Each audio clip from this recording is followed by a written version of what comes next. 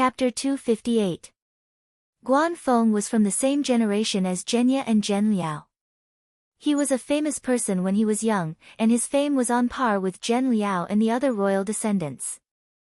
The main reason Guan Feng disliked the Zhen family was because of Zhen Liao.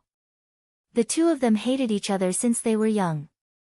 Guan Feng thought Zhen Liao was a boorish man who wore a noble's hat but acted like a boorish man.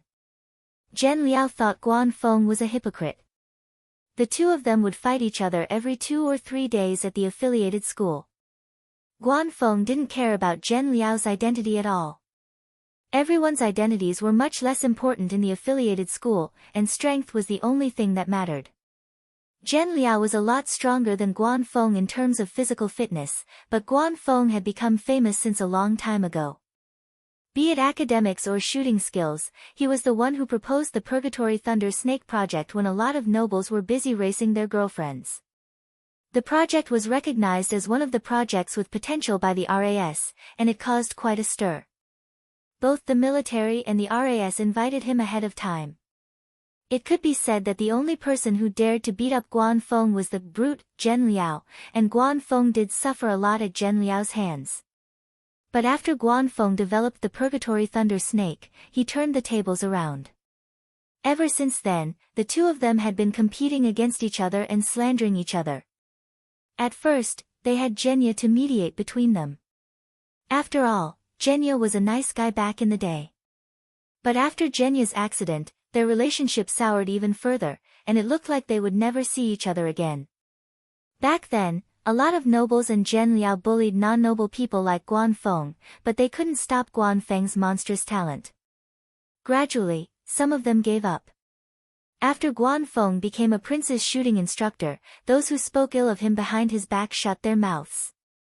Then, the prince who was taught shooting by Guan Feng took over the throne. Those people buried their resentment towards Guan Feng even deeper. There were a lot of nobles who disliked Guan Feng, and some of them had even been scolded by Guan Feng with a gun to their heads.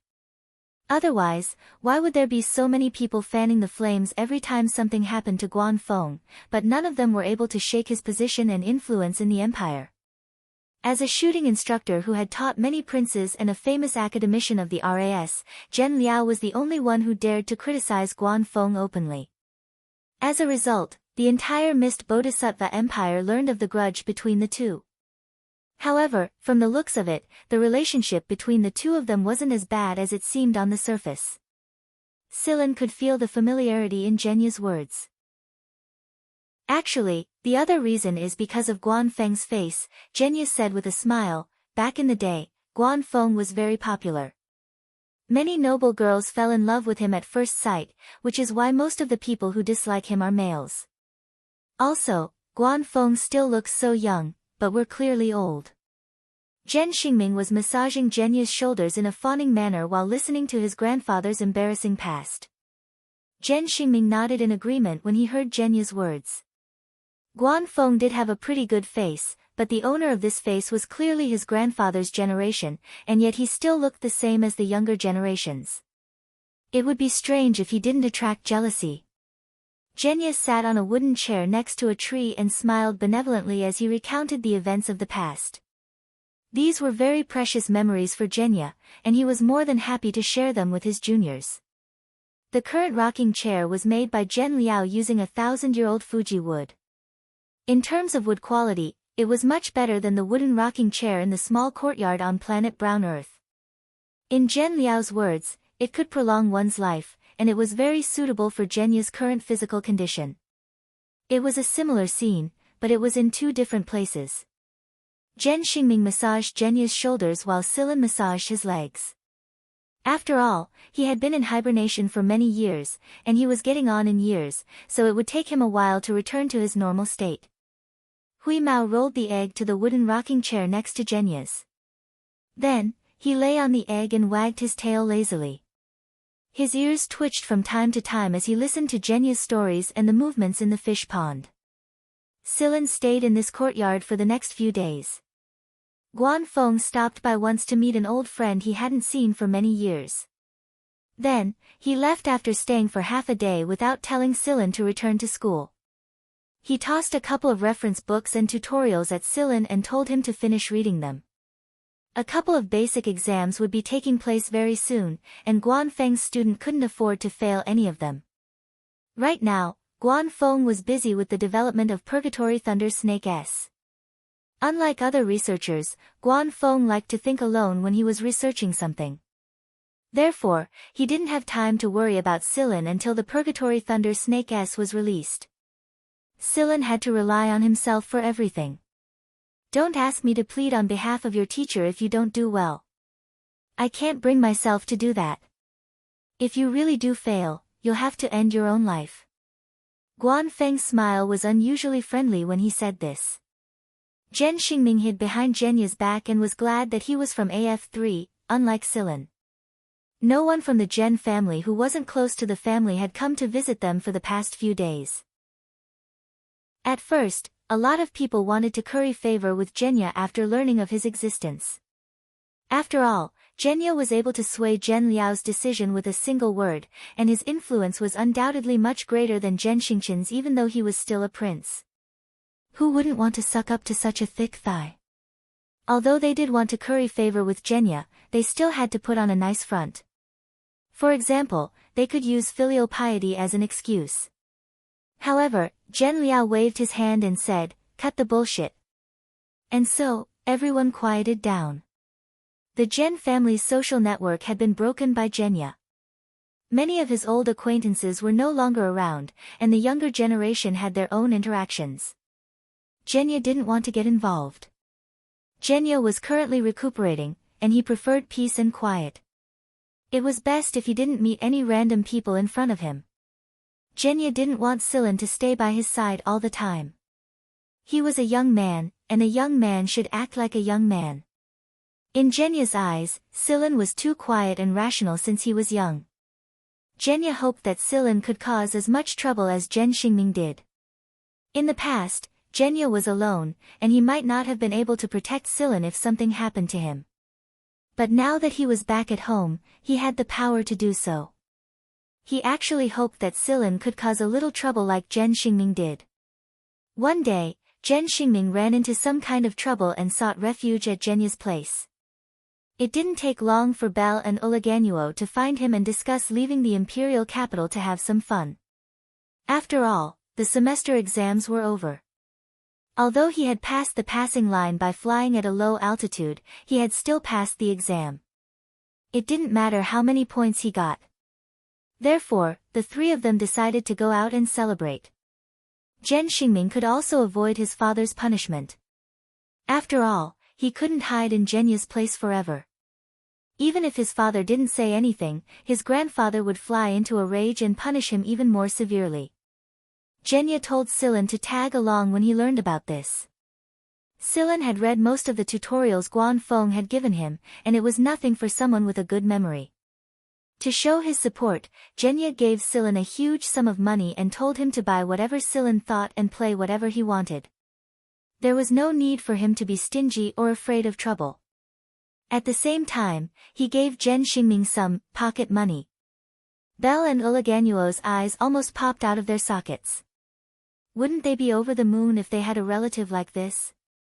Grandpa too, you really are my real grandpa. Zhen Xingming put away the money and smiled so widely that his eyes turned into slits.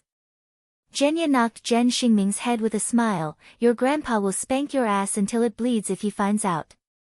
Zhen Xingming winked at him, then don't let him find out. While they were discussing where to go to celebrate, Belle's younger sister, the girl known as King Kong, Kenancy, came over as well. Kenancy behaved quite appropriately and even brought a few small gifts. They were all tonics. Moreover, there were some fish that were specially prepared for Huimao. However, most of them were ornamental fish. After learning that there was a fish pond here, Kenancy spent a lot of effort to get her hands on a few rare species. They looked extremely beautiful, and many high nobles liked to decorate their homes with them. However, in Huimao's opinion, what was the point of having beautiful fish? It was fine as long as they tasted good. Therefore, when Kenancy brought out the fish, Huimao swallowed one and smacked his lips with a look of disdain. Kenancy's eyes twitched uncontrollably at the sight. Kenancy immediately contacted someone and told them a few species of fish for them to be sent over as soon as possible. Kenancy had nothing better to do at school right now, and the lectures of the academicians were like heavenly books to her. When she learned that Belle and Uliganuo had come looking for Zhen Xingming, she immediately understood that the three of them were planning to escape again. That was why she rushed over and forcefully joined them. No matter what Belle said, she wouldn't go back to AF3 no matter what. She was bored to death at AF3, and she couldn't go to AF1 to play with King Kong and the others all the time. She might as well go out and relax. If the two up there find out, they're going to scold me again. Belle was very reluctant. His mother always blamed him for Kenancy's crooked appearance. It was such an injustice. No, they won't. I'll report it to them when the time comes, Kenancy said indifferently. Belle curled his lips. What's the point of reporting it? I'll still be the one taking the blame in the end. Ah. Oh right. Kenancy suddenly remembered something and clapped her hands excitedly. Let's go to Naimi's place. I want to order a flying car. I heard that they're developing a new model, so I'm going to get one myself. Did Naimi run away too? Zhen Xingming asked. He ran away a long time ago. He ran away right after the semester exams were over and before the results were out. I suspect that he's hiding something from us. Kenancy said. Uliganuo nodded in agreement. Yes, he deserves to be punished. How unkind of him to run away when there's something good to do. Zhen Xingming knew that Silan didn't know Naimi, so he gave him a simple introduction. Naimi was a direct descendant of the Sizer family. He was about the same age as Zhen Xingming and the others, and he was also studying at AF3. However, just like Zhen Xingming and the others, he spent a lot more time skipping classes than attending classes. The Sizer family, huh? Genya thought for a moment. That family that's famous for making flying cars, isn't it? They're a good family. Ha, Grandpa too, I'll pass on your compliment to them.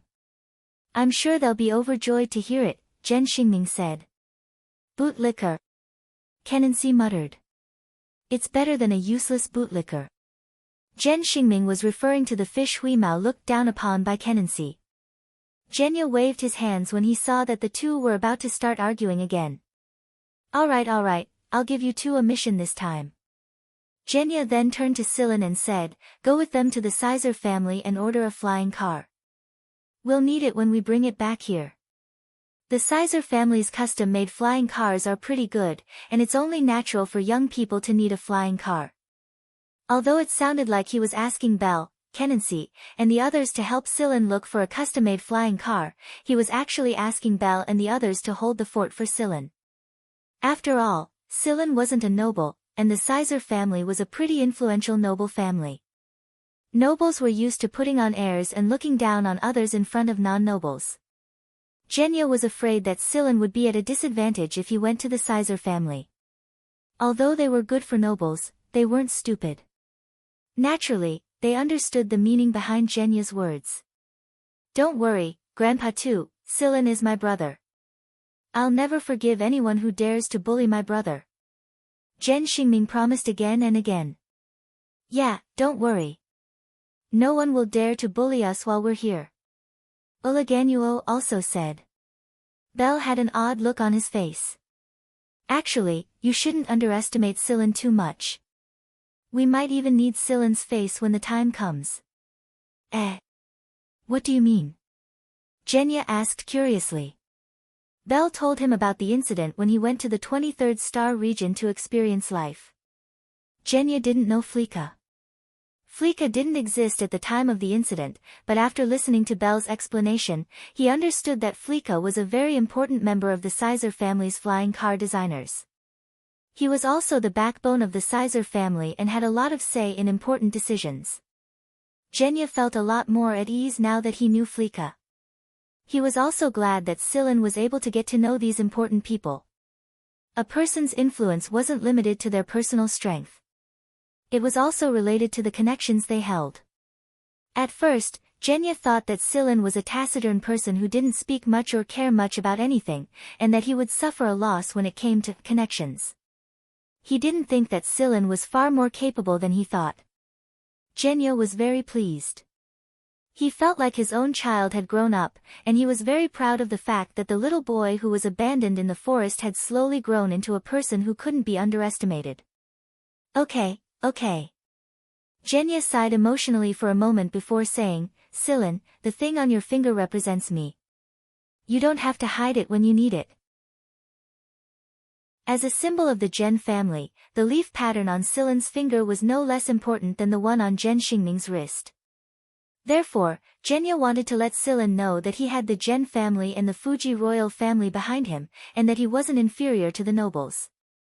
After deciding to visit the Sizer family, the group prepared to depart immediately. However, Sillin was a little worried about Hui Mao. The person Kenancy contacted earlier had delivered a batch of fish to them. Unlike the ornamental fish they had received earlier, these fish were strong and practical. Many of these fish had sharp teeth, and some of them were poisonous. However, they tasted delicious if they were properly processed. They were fat, tender, and tasty. Hui Mao's eyes widened and his drool dripped as he stared at the fish jumping happily in the pond. This is what it means to store food. This is what it means to live. Hui Mao wanted nothing more than to jump into the pond and have intimate contact with these fish, but Sillin twisted the back of his neck to talk to him. At first, Hui Mao was planning to go for a stroll with Sillin, but Hui Mao changed his mind after seeing these fish. He decided to guard this fish pond and let Genya continue to fill it up.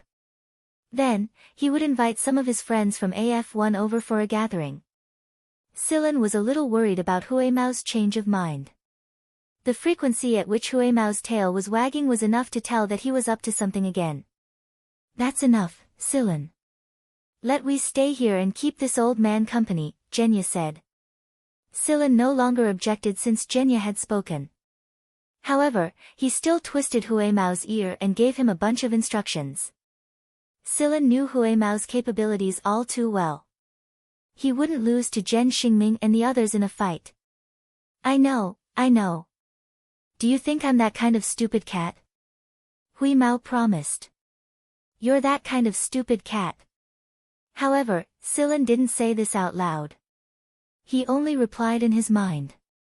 After everything was settled, Sillin, Gen Xingming, and the others left the Imperial Star region for the Sizer family's headquarters. Inside Genya's courtyard, Hui Mao walked around the fish pond. After thinking for a while, he finally ran up to Genya who was resting on a rocking chair with his eyes closed. He jumped onto Genya's lap, found a comfortable position and squatted down. Then, he called out sweetly, Master Grandpa too, if Sillin was here, he would definitely have goosebumps all over his body. Genya opened his eyes and looked at Hui Mao who was looking at him expectantly. He smiled and scratched Hui Mao's chin. What is it? Master Grandpa too, let's eat fish every day. Sure. I want to eat the whole fish set meal, grilled fish burger, and... Hui Mao used his claws to list out the menu he had been saving for the past few years. His eyes grew brighter and brighter as he spoke, and Genya couldn't help but laugh. All right. I'll tell them to make it. Hee, right, these fish are all gone after we finish them. Master Grandpa too, we need to keep replenishing them. Look at how smoothly this cat uses the word, we. All right, I'll tell them. I'll have them deliver any fish you like. Hui Mao's grin almost reached his ears as he rubbed his head against Genya's hand. You really are my real grandpa, Genya. Genya was about to say something when he suddenly saw something out of the corner of his eye. He wasn't sure at first, but after a while, he was sure that his eyes weren't playing tricks on him. That egg moved. Hui Mao was still immersed in his beautiful fantasy and didn't react immediately when he heard Genya's words. That egg. Genya pointed at the sea beast egg that Hui Mao had ignored for a long time. It moved on its own just now. Chapter 259. The Sizer family's headquarters were located in Star Region 9 of the Empire. Although the Caesar family was very influential in the empire, and there were several families more famous than the Caesar family was the most influential family in Star Region 9. After Silan and the others entered Star Region 9, more than 90% of the media reports they came across were about the Caesar family, and 80% of them were about the same thing. The Winds of Freedom flying car race was sponsored by the Caesar family. It was a famous race in Star Region 9, and even the entire Mist Bodhisattva Empire. Rumor had it that the ancestors of the Caesar family had been besieged by a disaster before flying was as convenient as it was now. In the end, they sent out a small group of people to search for supplies in flying cars. The first time they tried, only half of the group made it back. The second time, they sent out another group of people to search for supplies, and then a third, a fourth. Finally, after risking their lives again and again to search for supplies, the Caesar family was able to survive. It was also because of this that flying cars became an indispensable tool for the Caesar family. The veracity of the story had yet to be verified, but it had to be said that the Caesar family had an extraordinary passion for flying cars. If a member of the Caesar family couldn't drive a flying car, then they had no right to stay in the family. For some reason, those who couldn't drive a flying car would be ridiculed and ostracized by the entire family. Today, the Caesar family's Whirlwind flying car had become the most famous brand in the entire empire. It had also become a symbol of status for many people. If a nobleman who loved racing didn't own a Whirlwind, they would definitely be laughed at by many people. Those who couldn't afford a Whirlwind would always fantasize about when they could own one of their own. An ancestor of the Caesar family once said that he hoped that the first thing everyone thought of when they talked about flying cars would be Whirlwind. Today, this ancestor's wish was basically fulfilled. It had to be said that the Caesar family's Winds of Freedom flying car race had greatly increased Whirlwind's influence. The race was to prove that Whirlwind wasn't just for show. Whirlwind represented a philosophy, a pursuit, and more importantly, a skill. The Winds of Freedom didn't have a qualifier. Most of the participants were famous racers from other flying car races, including individuals and racing teams. The Caesar family would share a portion of the cost of modifying their cars, and they would also provide some parts for free. All participating cars and racers would wear the Whirlwind logo on their racers' uniforms. It was a golden brand. Whirlwind's influence was truly great. The prize money was generous, the reputation was guaranteed, and if a racer's design caught the eye of the Caesar family's eye, the Caesar family would buy it. There was no way Zhen Xingming and the others would miss out on the Winds of Freedom. They had watched the entire process of the last Winds of Freedom race. Even now, they could still remember the excitement they felt when they watched the race. Silan had only watched Yudo's race when it came to large-scale flying car races. As for the Winds of Freedom that Zhen Xingming and the others mentioned, it was obvious that the scale and investment of this race was much larger than Yudo's Acerella race. Don't tell me that kid Naimi left so early because of this? Uliganuo asked. Kenansi nodded. It's possible. It's a large-scale race his family is hosting. He has to go back to help, right? But isn't there still some time before the Winds of Freedom? It's too early for Naimi to go back right after the semester exams. There's still a long time before the Winds of Freedom. Zhen Xingming and Bell disagreed with Uliganuo's words. Based on their understanding of Naimi, the kid wouldn't be too enthusiastic if it was purely to help. In fact, he would delay it until the start of the race just in time to watch the race. If that's the case, then why did Naimi run away in advance? Who knows? We'll meet that kid soon enough. We'll know when we ask him. Zhen Xingming and the others flew straight to the Caesar family's headquarters on the spaceplane. The Caesar family's chief steward was very friendly when he saw Zhen Xingming and the others. After all, they were all members of the royal family, and they were all familiar faces. The head steward was very curious about Silan, but it wasn't his place to ask. A person who could come together with Zhen Xingming and the others and act so casually must have a powerful background. The head steward sent someone to contact Naimi while he was receiving Zhen Xingming and the others. Not long after, the Naimi that Zhen Xingming and the others were talking about appeared before Silan even finished his cup of tea. He looked like he had just woken up. His hair was a mess, and his clothes had been smoothed out by the servants at the last minute, but wrinkles were still visible. Naimi looked very lethargic. Naimi ran out while yelling, but his expression showed that he was surprised by Zhen Xingming and the others' arrival. He looked like he had been constipated for a few days. Naimi greeted Zhen Xingming and the others after he saw them. Then, he turned around on Silan and pulled himself back into the chair like a spineless coward. Silan learned how these people interacted with each other from Naimi's casual greeting. Zhen Xingming and the others didn't reveal their royal status in front of Naimi either. "What's wrong, Naimi?" Belle asked. "I heard that you came back as soon as the semester exams were over. Why are you in such a hurry?" "There's still time before the flying car race. Don't mention it." Naimi waved a hand and said weakly, "For years ago, they said that I was too young to drive a flying car, so I wasn't allowed to participate in the race. That's why I tried my best to participate in the flying car race this time. I even participated in a few small races on a few planets before this, so I definitely qualified. But I was unconditionally rejected again." Zhen Xingming was very calm. "It's basically impossible for people of our status to participate in a race of that scale. My father would probably send someone to drag us back before we could even climb into the car. It's already kind enough that he let us out, so don't even think about participating in the race.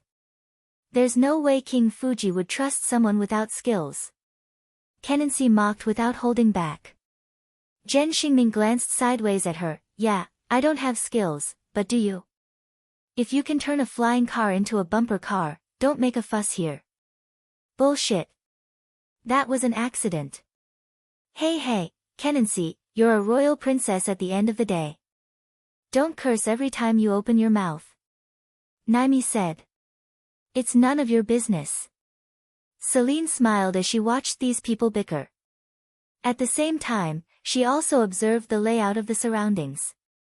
It had to be said that every place in the Sizer family was decorated in a flying car style. The wall lamps looked like the front of a car, and the murals were filled with all kinds of flying cars. Some of the decorations had a mysterious style to them as well. "Hey, Naimi, is your uncle here? We have something we need to talk to him about." Zhen Xingming finally stopped arguing with Kenancy and changed the subject. "My uncle? Which uncle?" Naimi couldn't figure out who Zhen Xingming was talking about. The Sizer family was so big, and there were so many uncles and aunts. Who knew which one he was talking about? That fatty, Flika. Naimi looked at Zhen Xingming warily the moment he heard the name. "Why are you looking for him?" "Let me tell you something first, I've already booked him. If you want him to design a flying car for you, you'll have to queue behind me. By the way, this is the number of people who have asked my fat uncle to design a flying car." Ulagachi looked at Naimi's 2 fingers and said, 20. 200. Naimi swayed his feet. His fat uncle was very popular, and everyone hoped that he would design a car for them. After all, they were all members of the Sizer family, and Naimi would feel proud and honored if his uncle was famous. "TSK, look at you. It's not like you're the one designing it, so stop being so cocky." Zhen Xingming threw a nut at Ulagachi. Naimi caught it and put it in his mouth. He continued to chew on it and continued to show off. "But to be honest, my fat uncle doesn't have the time to design a flying car right now. The Winds of Freedom is about to start, and I'm very busy.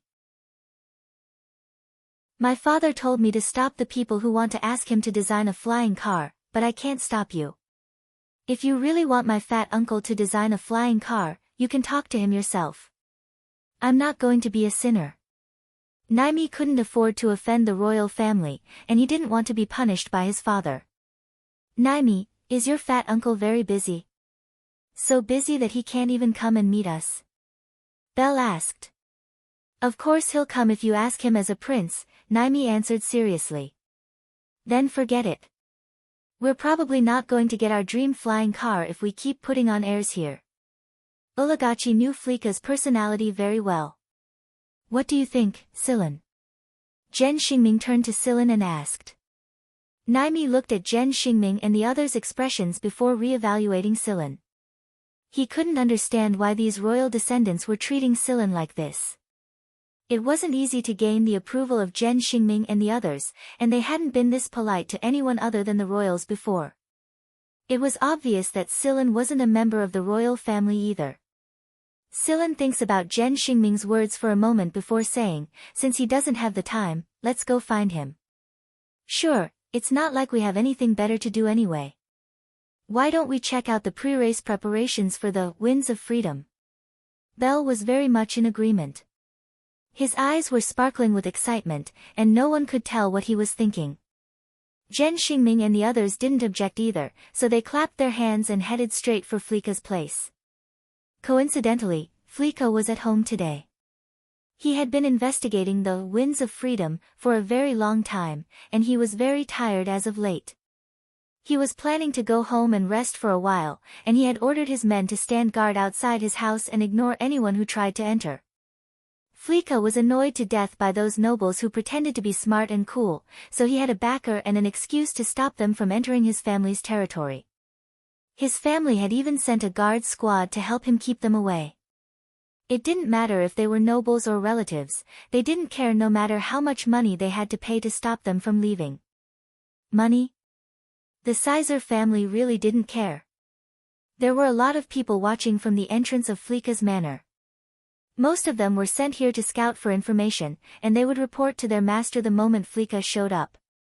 The guards of the Sizer family standing outside the mansion looked like they wanted nothing more than to shoot these shifty-eyed people at them. That was why the guards' expressions were dark and solemn. It looked like they were ready to kill anyone who dared to come near them. However, when a flying car flew over and stopped right in front of the entrance, the guards felt bitter inside. They were all too familiar with this car. This little ancestor had caused a lot of trouble in the past few days. Although they knew that it was Naimi, the guards didn't open the door at first. They just stood there and looked straight ahead. However, their backs were sweating, and they were ready to argue with this little ancestor. However, when Naimi rolled down the car window, the guards felt even more bitter inside when they saw who was sitting inside. This lineup is seriously unstoppable. If Naimi was alone, the guards could stop him. But the people inside the car were all descendants of the royal family, and all three of them at once. If they stopped him, there was no telling what kind of bad news or rumors would spread one day. Naimi saw the guards' pale faces and knew that they were in a difficult situation, so he said, "I'll take responsibility for everything." "I was waiting for you to say that." The guards quickly let them through after hearing Naimi's words. Some of the passers-by outside craned their necks to see what was going on, but the windows of the flying car were all closed, and they couldn't see who was inside. Fleeka had just fallen asleep when he heard his beloved nephew shouting at the top of his lungs. "Uncle Fatty! Uncle Fatty! My dear Uncle Fleeka, your smart, cute, handsome, and charming nephew is here to see you." Right now, Fleeka really wanted to throw his smart, cute, handsome, and charming nephew into the toilet. He's calling his soul. Fleeka covered his ears and rolled on the bed. Unfortunately for him, Naimi was too familiar with this place, and the servants didn't stop him at all. Therefore, Fleeka's desire to get some rest couldn't be fulfilled. Fleeka sat up in his pajamas and swayed to the door in a daze. When he opened the door, he saw the people standing outside. He blinked and blinked again. Fleeka yelled and jumped to his feet, the fat on his face jiggling like waves. "It really is you, kid. Hello, we meet again," Silen said. Fleeka pushed aside Naimi, who was the closest to the door, and strode towards Silen. He completely ignored the four royal descendants who were standing at the side. Then, Fleeka patted Silen's body hard and squeezed Silen's arm. He grinned and said, "Ha, I knew I wasn't dreaming." Naimi's face twitched. "My dear uncle, I'm your nephew, your blood. How dare you ignore the smart, cute, handsome, and charming nephew standing in front of you? That being said, Naimi was even more curious about Silen now. Although this uncle of his was kind, he wouldn't show his true feelings on his face. However, even an idiot could tell that this uncle was genuinely happy about Silen's arrival. Didn't he push his own nephew to the side? Uncle Fatty, do you know each other? Naimi looked at Flika and Silen before sweeping his gaze across Jen Xingming and the others. Yes, we're old friends. Hee, it's been a long time since we last met, so we should have a good chat. What a coincidence, I have some business to take care of together, so I don't have to worry so much with you around. What a timely rein. Flika dragged Silen and ran towards the workshop. Naimi was incredibly shocked by Flika's words. He didn't even have time to digest Flika's words before he saw Flika running towards the workshop in his pajamas. It was common knowledge that Flika would change into his work clothes every time he went to the workshop because it was dirty and radioactive. Hey, Uncle Fatty. You're still wearing your pajamas. Naimi ran towards Flika and stopped him. In the end, Flika didn't change into his work clothes, but he didn't enter the workshop either. After all, there were other guests here, and they were all royal guests no less. It was only right and proper for him to leave them behind. He invited Jen Xingming and the others to rest in the workshop and listen to their reason for coming here. A flying car, huh? Flika paused for a moment before continuing, of course I can make a flying car for you, but I absolutely don't have the time right now. You should have heard about this from Naimi. Jen Xingming and the others nodded in understanding. If I want to build a flying car, I'll have to wait until after the Winds of Freedom race. Moreover, I'll have to postpone it for some time after the race. That's because after every race, I'll have to conduct a statistical analysis on the performance of several models and their performances in the race. Then, I'll absorb the models that are worth developing and modify the existing models. Jen Xingming and the others couldn't wait any longer, but they couldn't say anything. Flika was already giving them enough face by telling them all this. If it were anyone else, Flika would have pushed it back again and again even if he put on a smiling face. That was why they had to endure Flika's promise even if the deadline had to be pushed back. But Silen, you don't need me to design a flying car, do you? You should be able to do a great job with your abilities. Hey, why don't we design one together? Chapter 260. Silen was a little tempted by Flika's suggestion, but he also understood that he was far inferior to Flika when it came to designing a flying car. The best he could do was to modify some of the assembly processes and make them more complete. Silen was well aware of his own limitations when it came to designing a flying car as a whole. In order to design a good racing car, one must not only have a good understanding of flying cars, but also experience. Silen had never designed a real racing car before. He had only tinkered with a few small parts in Mo Heng's workshop, and that could only be considered partial engineering. He had absolutely no experience in designing a complete racing car. Silen didn't know much about racing. Even though he had heard a lot about it and read a lot of information about it, he could only design a better flying car after experiencing it for himself. Different weather conditions, different geographical environments, and different habits of racers all had different standards. After Flika showed some documents to Silen, Silen knew that he wasn't suited to design a flying car right now. In the Winds of Freedom race, during the course of the race, the flying cars would pass through rainforests, erupting muddy swamps, howling glaciers and snowy lands, vast deserts, winding mountain roads, and other different weather conditions. Moreover, the complicated weather and geographical environments were not the only thing that was different from the flying car races Silen had experienced in the past. Basically, there were two people on each flying car. Every racing car would have a driver and a navigator, each of them performing their own duties. The racer only had to drive, and he needed to fully display his superb driving skills. The so-called navigator, on the other hand, not only had to arrange some trivial matters during the race, but he also had to point out the correct direction and route for the racer during each stage, and provide timely and accurate information about the road conditions ahead during the stage. This kind of cooperation undoubtedly lightened the driver's burden in this long-distance race. Almost all the participating racers were paired up with each other. After all, this race was too much of a test for a driver's ability, and there were a lot of unexpected situations that could occur during the race.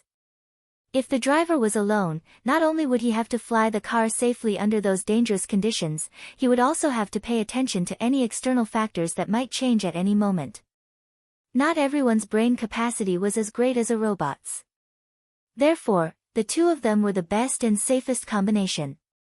It wasn't easy for a team to nurture an outstanding racer, and it wasn't easy to modify a racing car either. While they were fighting for the championship, they certainly weren't willing to take on such a huge risk. If a two-passenger flying car wanted to gain an advantage in a race, then the design had to be different from a single-passenger flying car. Fleeka had been trying to convince Scylla to join him and design the modified flying car with him all this time. It wasn't every day that they ran into each other, and Fleeka wasn't going to let the opportunity slip away so easily. For a very long time after he was forcibly captured by his son, Fleck's mind would always picture Scylla assembling the parts whenever he was assembling a flying car. Then, he would look at the people around him assembling the car, and he could only sigh and sigh again and again. After all, after seeing better techniques, a person's bottom line would naturally rise. That was why Fleeka's emotions were very unstable during that time. Other than his sighs, the dissatisfaction and regret in his eyes when he looked at the self-proclaimed excellent assemblers was enough to give anyone goosebumps. Everyone except Belle looked surprised by Fleeka's persistence, especially Naimi. After he saw his fat uncle's reaction, he even winked at Zhen Xingming and the others as if to say, "I didn't think you'd invite an expert over." Zhen Xingming looked very innocent. Belle had told him a bit about Scylla, but he didn't think that Scylla would be able to convince the famous Fleeka to coax and pester him. Scylla looked at the information about the race and some of the past champion flying cars in his hands. Most of these flying cars couldn't even be called flying cars anymore. They had different shapes, and they were completely different from normal flying cars. Crescent moon-shaped and knife-shaped ones were the more normal ones. Seeing that Scylla was silent, Fleeka stopped talking and moistened his throat with a cup. Judging from Scylla's expression, he was probably thinking about it carefully. "I'm sure he'll change his mind if I push him a little harder." Just when Fleeka put down his cup and was about to continue, Scylla suddenly asked, "How do I qualify for the race?" "You want to participate in the race?" Fleeka completely forgot what he was about to say. He only knew that Scylla was a great assembler, but he had never seen Scylla race before. Judging from Scylla's background, Scylla shouldn't be able to race, should he? It wasn't that Fleeka looked down on Scylla, it was because Scylla's living conditions were too poor. Racing a car cost a lot of money, and Fleeka had always thought that Scylla's age didn't have the time to practice his assembly skills. Moreover, Scylla's first impression didn't make him look like any of the other racers Fleeka had seen at his age. Fleeka wasn't the only one who was surprised. Zhen Xingming, Belle and the others were just as surprised. Before Scylla got involved with the Zhen family, he shouldn't have been able to participate in a big race like the Winds of Freedom, right? Moreover, Zhen Xingming and the others had never heard of Scylla in some of the smaller races.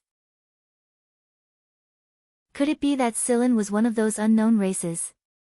"Scylla, you need to think this through carefully. This race is very dangerous," Zhen Xingming said seriously. If the race wasn't as dangerous as it was, Zhen Xingming and the others would have willingly participated despite their family's objections. However, it was exactly because they knew the risks that they couldn't afford to risk their lives when their families had increased their opposition. This was an exciting and high-risk race, and it was enough for them to experience the excitement of it from the outside. A lot of people's legs would turn to jelly if they were to actually participate in it. Moreover, if something really happened to Scylla, how was he going to explain it to his second grandfather? "Do you really want to participate? Are you serious?" Fleeka asked seriously. Scylla nodded. Don't worry, I know what I'm doing. Zhen Xingming's face was bitter. Of course he was worried. In order to make things easier for Zhen Xingming, Sillin contacted Zhenya. To Zhen Xingming's surprise, Zhenya only asked Sillin if he really wanted to participate. After he confirmed that Sillin really wanted to participate, he even said, "Be careful and have fun." Zhen Xingming felt that his second grandfather was too lenient with Sillin. What he didn't know was that Zhenya had agreed to the race directly because he understood Sillin's personality very well. Moreover, Zhenya felt that Sillin needed something to vent his pent-up frustrations. After all, there were too many stories about Sillin. He had suddenly arrived in this unfamiliar galaxy, and he didn't even know if he could return to his original galaxy. Moreover, Sillin had subconsciously touched the bone crystal hanging around his neck after Zhenya woke up. Zhenya was aware of this, but he couldn't do anything about it. Zhenya was in hibernation, and the child was truly gone. Zhen Xingming didn't say anything else since Zhenya had agreed to it. At the same time, after a moment of worry, Zhen Xingming and the others suddenly felt a surge of excitement. Sillin was going to participate in the race, and this was a true brothers' competition. It was much more exciting than watching someone else compete. Zhen Xingming was already imagining himself pointing at the speeding car and shouting, "Look, that's my bro." It would be impossible for anyone else to participate in the race under these circumstances, but Sillin had Fleeka's help, so it wasn't entirely impossible. The name list had been decided a long time ago, and it was announced to the public as well. Every participant had a name list, and it was a little troublesome to force Sillin into the list. But Fleeka would definitely help him if he really wanted to participate in the competition. No matter what, he was the vice chairman of the organizing committee. The Winds of Freedom committee would definitely give him face if he showed up. Fleeka thought that he'd just have to put up with those people's faces for the time being. But if Sillin wins a prize in a race, those racing teams will probably die of depression. Kenancy smiled. But it will also hurt some people's interests. Belle and the others were more or less aware of some of the secret transactions that took place. For example, gambling. Sillin shook his head, "I just want to participate in the race. My name isn't on the official name list, and I don't care if I win or not. I'm not interested in awards at all." Fleeka understood Sillin's intentions immediately. He wanted to experience the race himself in preparation for designing a flying car. Only by participating in the race would he be able to come up with a stronger idea and experience. Fleeka had done the same thing when he was younger. "Alright, I understand what you're trying to say.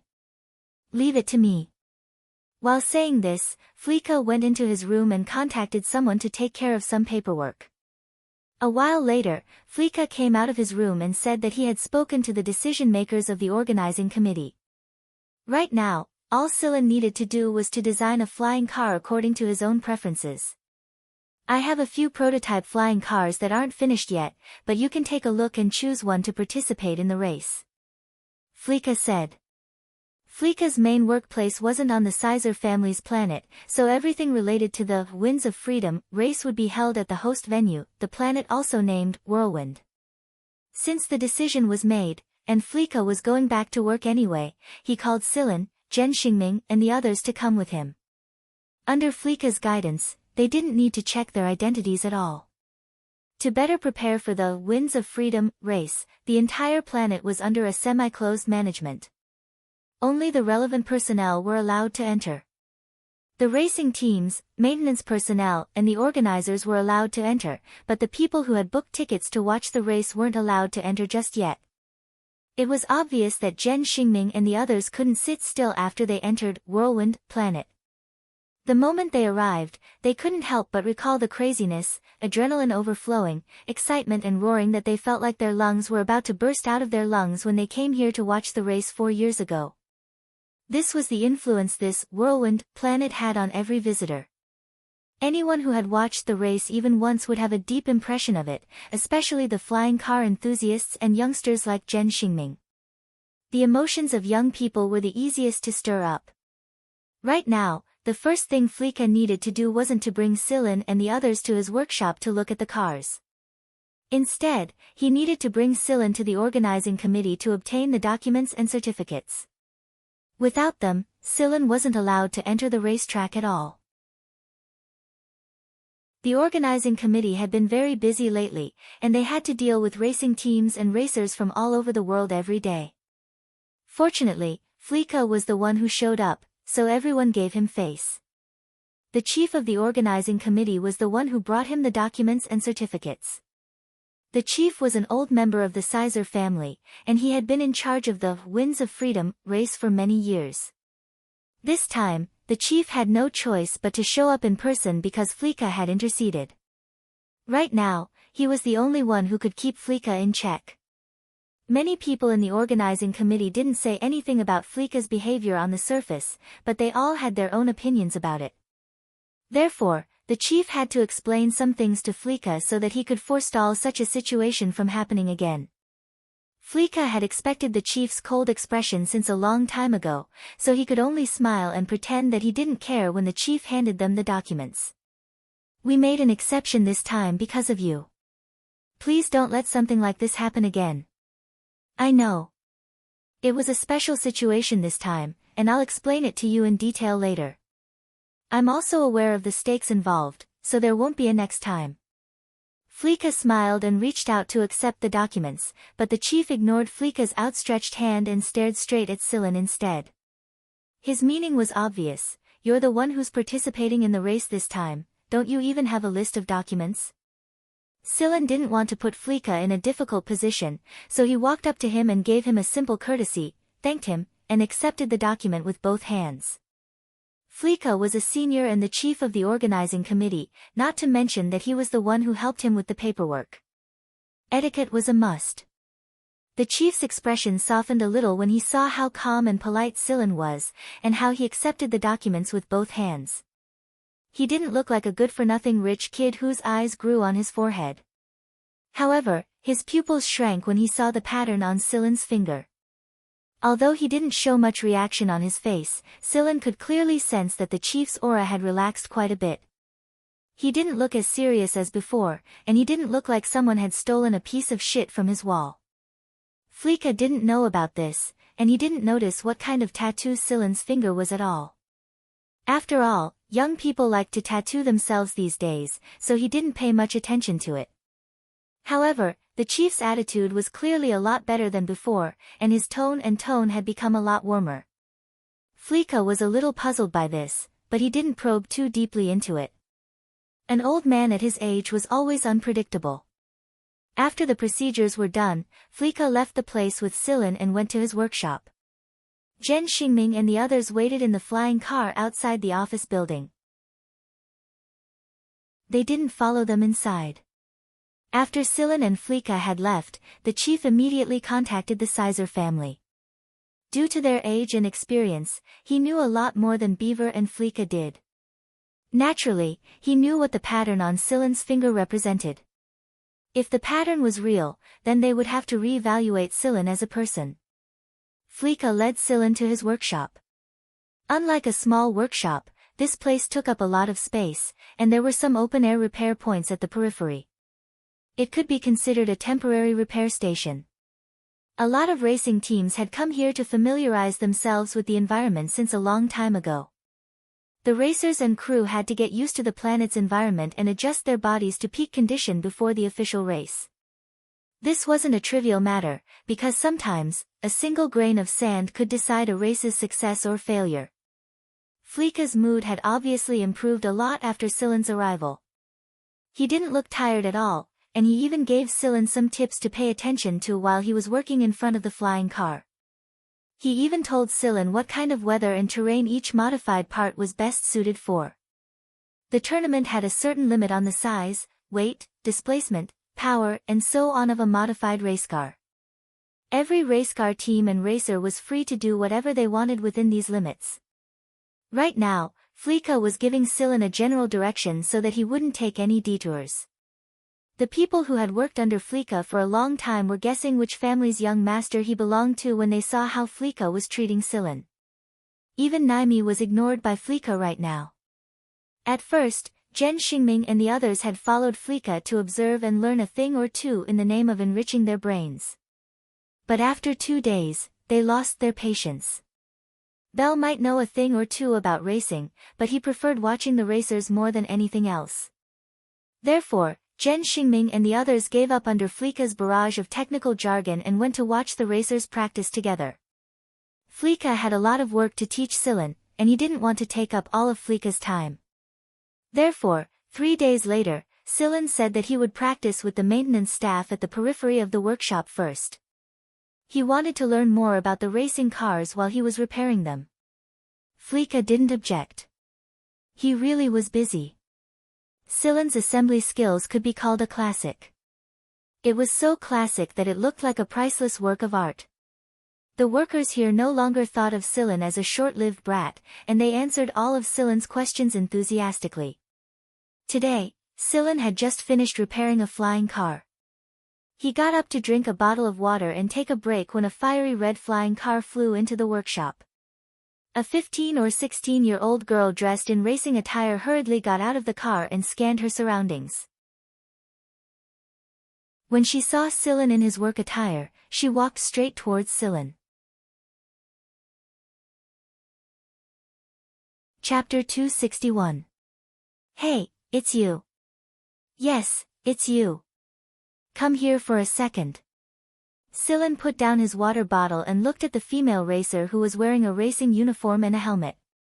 He couldn't see her face clearly. Judging from her voice, she sounded like a pretty young girl. Come here and help us look after the flying car. We're in a hurry. The girl said before dragging Silen to the side of the flying car.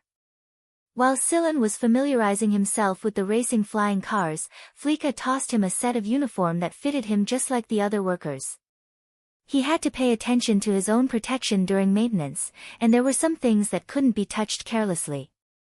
Those with weak immune systems would get sick if they came into contact with them, such as local radiation, a pilot error, or a heavy metal gas leak from the car's high temperature caused by an accident.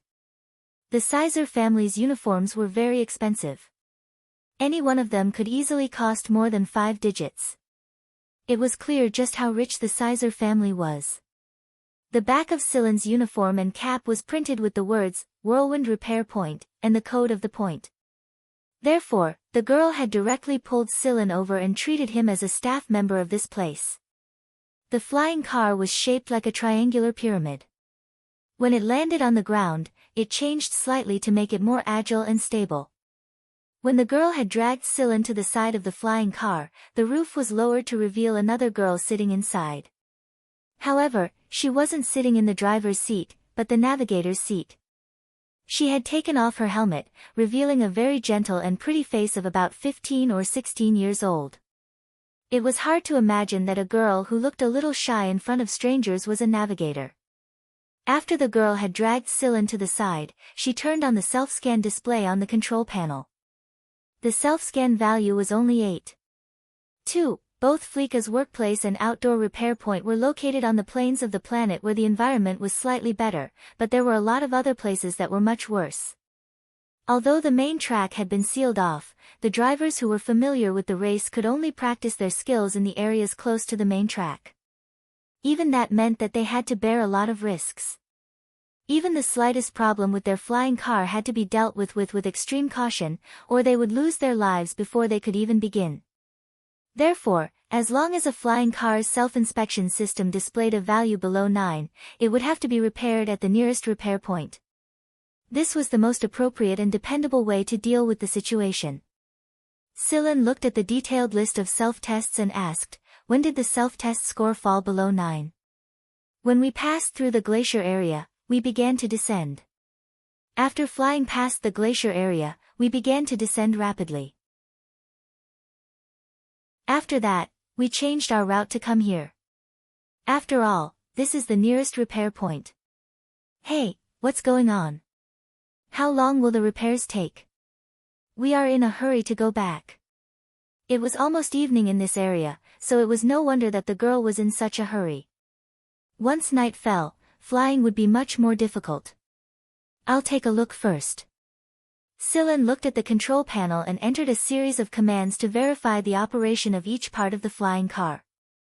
This flying car's configuration was pretty good, and both the primary and secondary operating systems were the latest.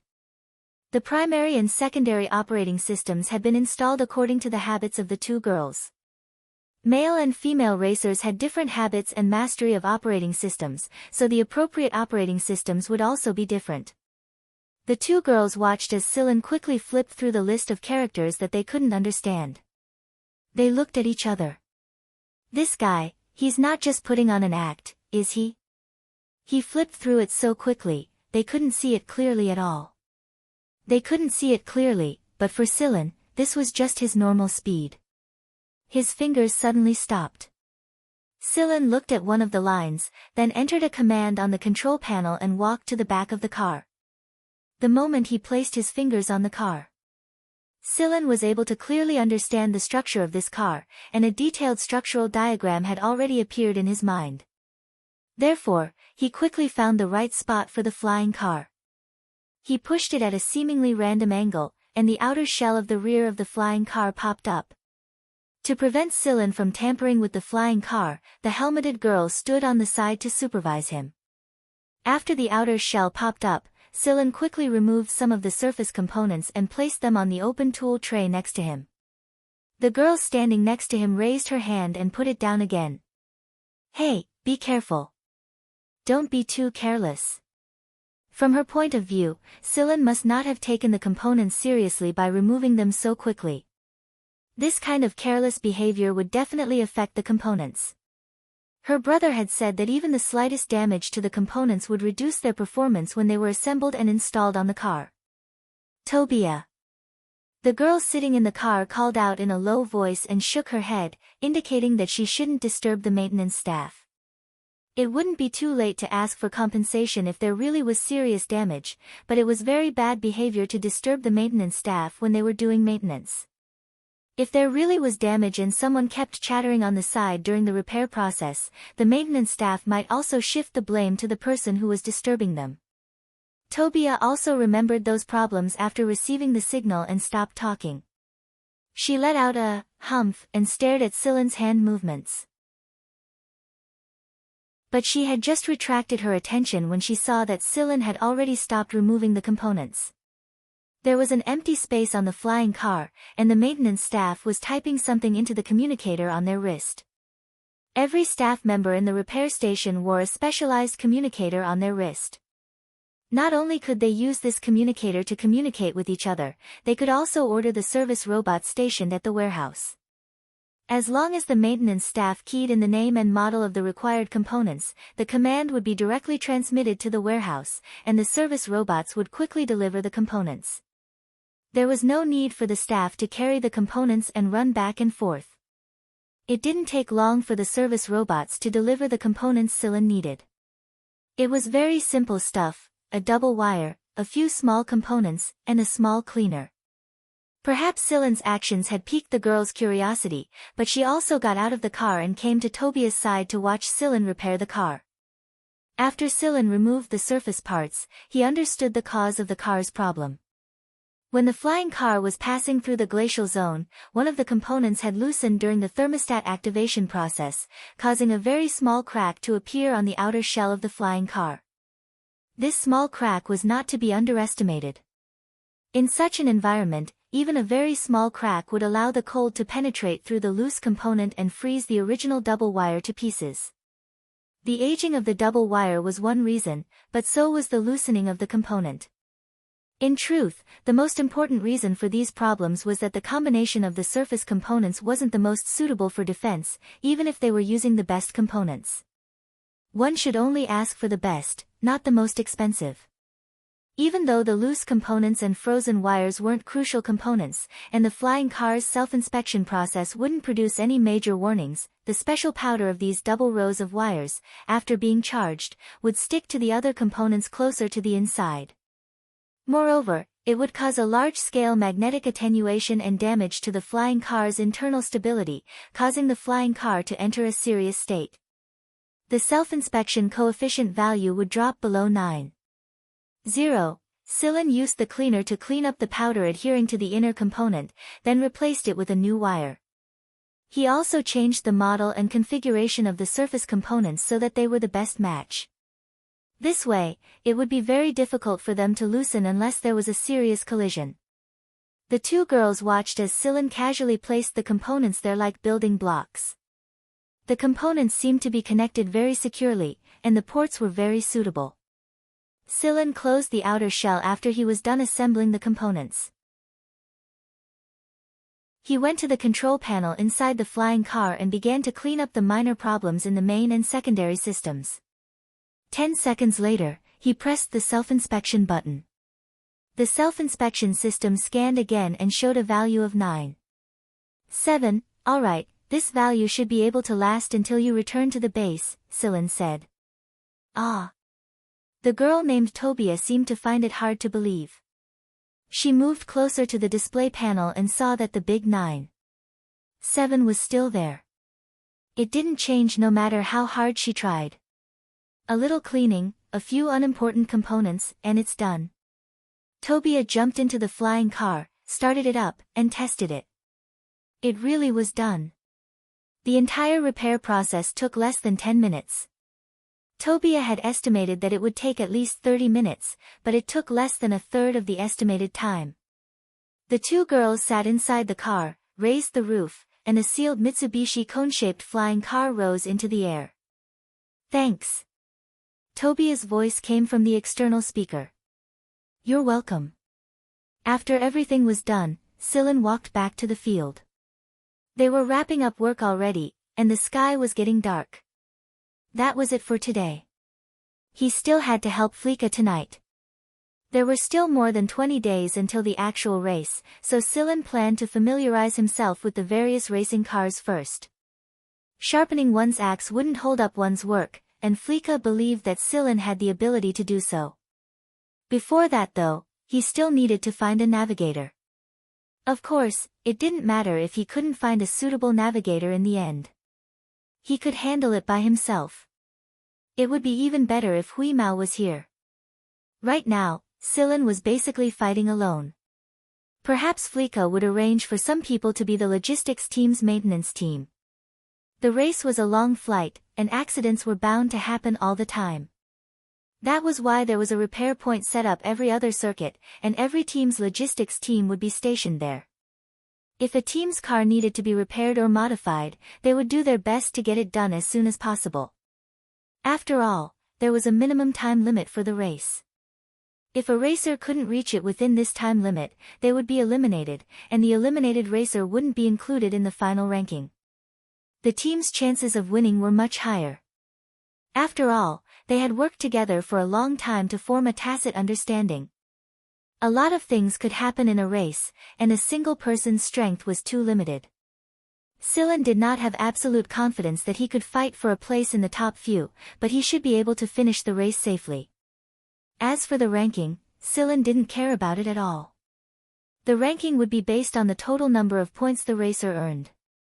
All participating cars had to follow the race's prescribed route strictly and arrive at the designated stop within the time limit. The top 10 racers of each race would receive 40, 30, 25, 20, 16, 12, 8, 4, 2, and 1 points respectively. At the end of the race, the total number of points earned by each race would be the racer's final result. Moreover, they had to complete their car's maintenance and testing within the allotted time. The higher a racer's ranking was, the more points they earned, and the more advantage they had. After all, the first and 10th place racers were separated by 40 times. It was a pretty big number. Of course, not every racer was an all-rounder. Every racer had their own areas of expertise, and it was possible that the 10th place racer of one race would be the first place racer of the next.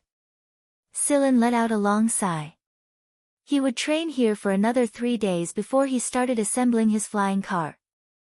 After that, he would go familiarize himself with the race's environment.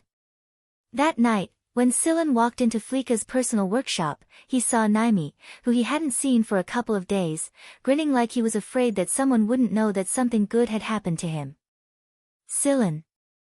After seeing Silen, Naimi hurriedly jumped down from a big box and ran in front of Silen.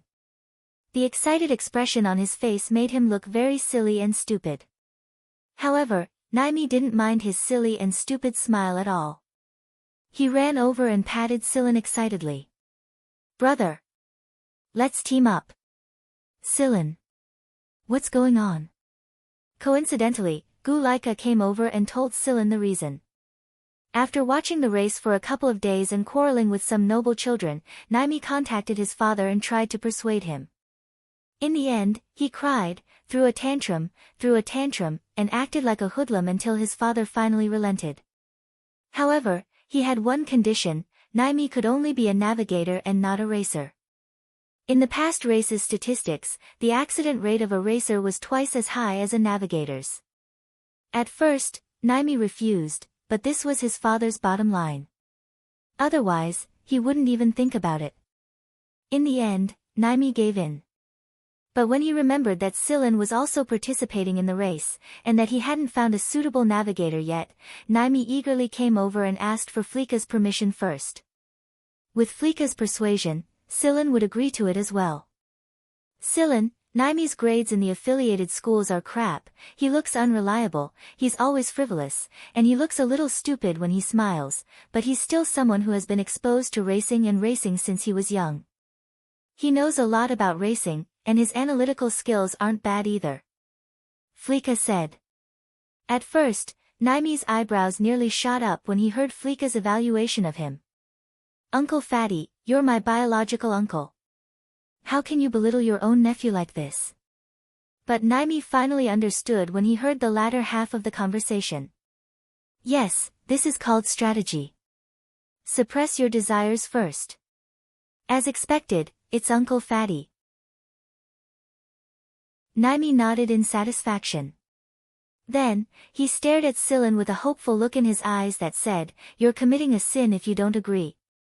The corner of Silen's eyes twitched a little, but he finally nodded under the expectant gazes of his uncle and nephew. Hee hee, hee hee hee. Naimi started laughing like an idiot again. Fleeka shot a glance at his nephew before shaking his head. Then, he said to Silen, "This kid has some real talent." His father carried him in his arms and drove him fast even before he was weaned off his mother's milk.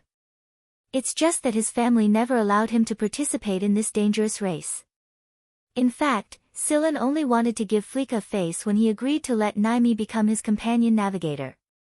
But Silen had to admit that Naimi did have the goods during the assembly process. Naimi had provided a lot of practical suggestions when Silen was designing the flying car.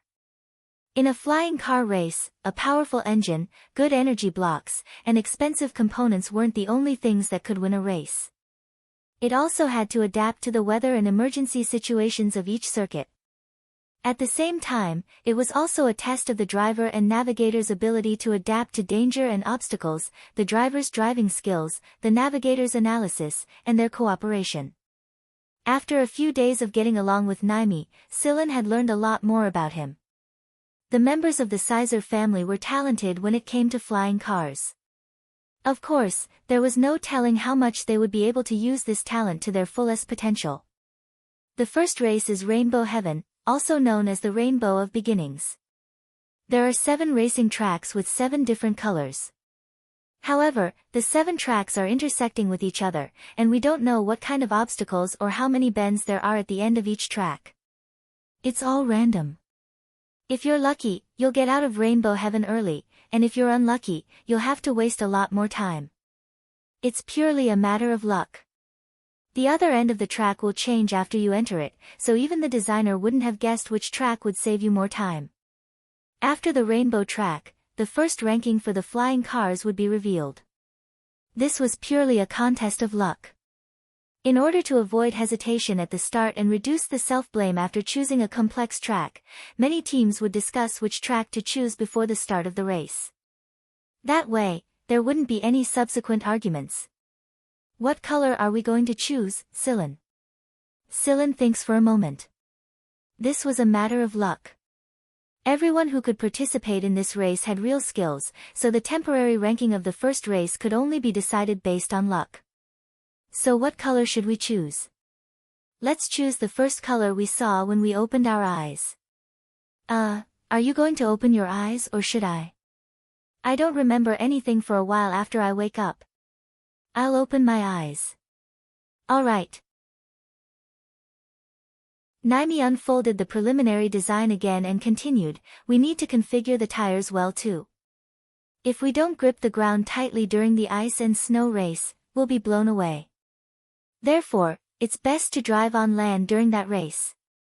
As for tires, I suggest we use narrow-nailed tires. It'll increase the pressure on the surface of the tires and give them better grip. After the discussion was done, their flying car design was finally finalized. Fleeka's expression turned odd when he saw the final design. Chapter 262. Fleeka didn't participate in the design of their flying car. He only answered some of Sillin and Naimi's questions from time to time, and didn't offer any opinions on the design itself. He just wanted to see what kind of flying car these two kids could come up with on their own. To be honest, Fleeka had been looking forward to it for a long time. Sometimes, he would even think of Sillin and Naimi's designs when he was modifying the racing cars that were delivered to him. But the moment he received the design firsthand, all his fantasies and expectations were silenced in an instant. How should he put this? Based on Apleka's understanding of Naimi, the final flying car should be a new design with the kids' input and suggestions, shouldn't it? After all, young people tended to prefer the most flamboyant style. They liked big tail fins, flying wings, fins and so on, and colorful ones at that. But the final design he received was far from what Fleeka had imagined it to be. This design would have been an oddity among flying cars on a normal day, but it was completely outdated in the winds of freedom. As early as a few decades ago, someone had designed this type of flying car, and during that time, there were several competitions that used this type of car. However, the results of the subsequent competitions weren't very ideal. This type of flying car won good results in the early days as well, but after its peak, all kinds of new and eye-catching flying cars appeared one after another, and this type of flying car became a nostalgic product in people's hearts. Many other styles were derived from this type of flying car, such as the crescent-shaped flying car, the knife-shaped flying car, and the bullet-shaped flying car. It wouldn't be an exaggeration to say that Fleeka wasn't disappointed that Sillin and Naimi had come up with something like this after working day and night. The 3D image of the design in his hand showed a disc-shaped object. It was the result of Sillin and Naimi's days of tinkering. In the modern era, this disc-shaped object was nicknamed Vegfritter by many car lovers. If someone were to say that a car was the same as Vegfritter, it would be an insult, a mockery, and a disdain to the extreme. It wasn't a good word at all. The reason the Winds of Freedom was famous wasn't just because of its challenging and exciting racing process. There was another important reason, and that was because it was conceptual. What does it mean to be conceptual? It was a combination of vehicle manufacturing technology and technological development. Its design could be freed from the constraints of manufacturing technology, allowing drivers and designers to display their talents to their heart's content, almost exaggeratedly, so that the flying car they designed could display its unique and crazy charm. It was a kind of avant-garde artwork born at the intersection of the present and the future, dreams and reality. At least based on the appearance, there would be more people selling this car when it was officially put into production in the future. This was one of the Sizer family's viewpoints, but did Naimi not know about it even though he was born and raised in the same family? Impossible. Every time he saw those strange-looking and unconventional flying cars, he would get very excited. Sillin and Naimi seemed to have expected Fleeka's strange expression from the start. Instead of worrying, they continued to smile at Fleeka. Fleeka was about to say something when he saw the duo's reaction, but he swallowed his words and continued reading. After all, the first part of the book was just an introduction, and he hoped that there would be a surprise later on. The latter part of the book gave Fleeka a completely different feeling, but his surprise was far greater than his joy. The more he read, the more serious Fleeka's expression became. When he was finally done, Fleeka let out a long sigh and looked at Sillin and Naimi. Are you really going to design something like this? The innovation of a racing car isn't for you to waste, take risks, and imagine things that are beyond the limits of the rules. No, Uncle Fatty, this is the perfect flying car in my mind right now. I think that it can completely replace a spaceplane, or should I say that it's more like a combination of a triceratops and a small spaceplane. It has both the triceratops and the spaceplane's functions, and its speed is about the same as a spaceplane's except that it doesn't have warp speed. Of course, if we invest a lot of money into it, we can also give it warp speed. Naimi grew more and more excited as he spoke. Stop. I don't care if your flying car has warp speed or not, or if it's as fast as a spaceplane. I'm just asking if you two can complete a project like this. I told you before that I won't interfere with your design. Are you trying to hire an academician from the RAS's engineering department? If that's the case, this car will be nothing more than a money-burning failure that can't even compare to a normal spaceplane. Fleeka's words were a little heavy. Normally, he wouldn't say the word failure in front of a racer or designer. However, he couldn't stop himself from saying the word failure when he looked at the design in his hands and the two people he had high hopes for. Also, you should know that every flying car that participates in the competition will have an introduction before the competition. In this introduction, there will be a rough report on the cost of the flying car. According to the rules, the cost can't exceed 100 million. The best range is between 10 million and 50 million. That way, there will be more investment value. But Fleeka flipped over two of the blueprints and said, I estimate that it will cost no less than 200 million MB to complete these designs. Don't even think about lying, the organizing committee isn't an idiot. I've shamelessly helped you once already, and I won't allow you to make an exception this time. Calm down, Uncle Fatty.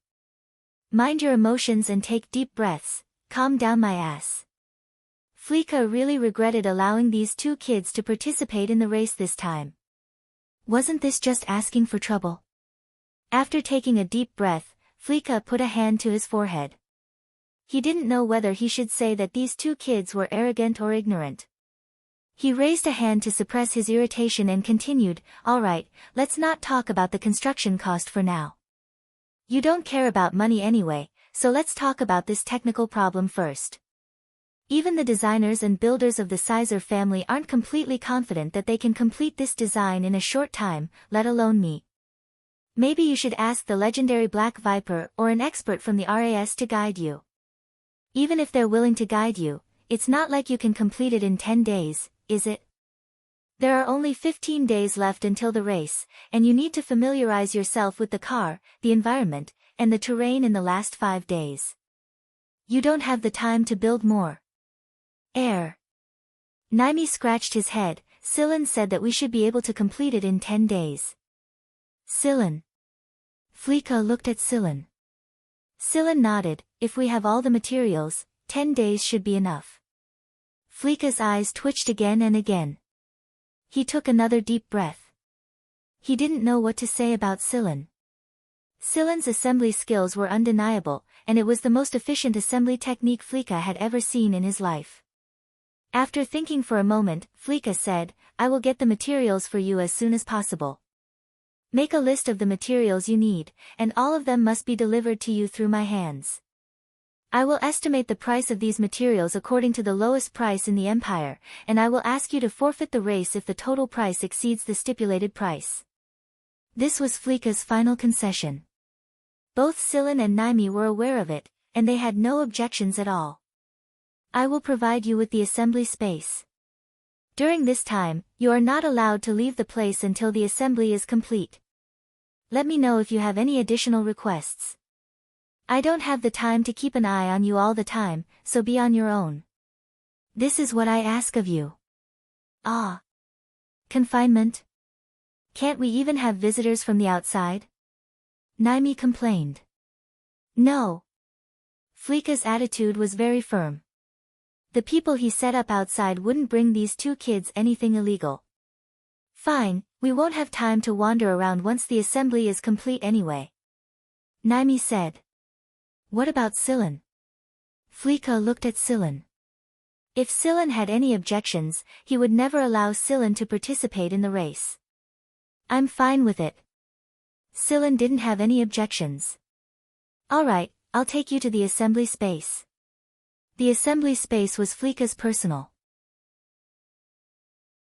After he cleaned up some of the junk inside, he temporarily gave it to Silen and Naimi.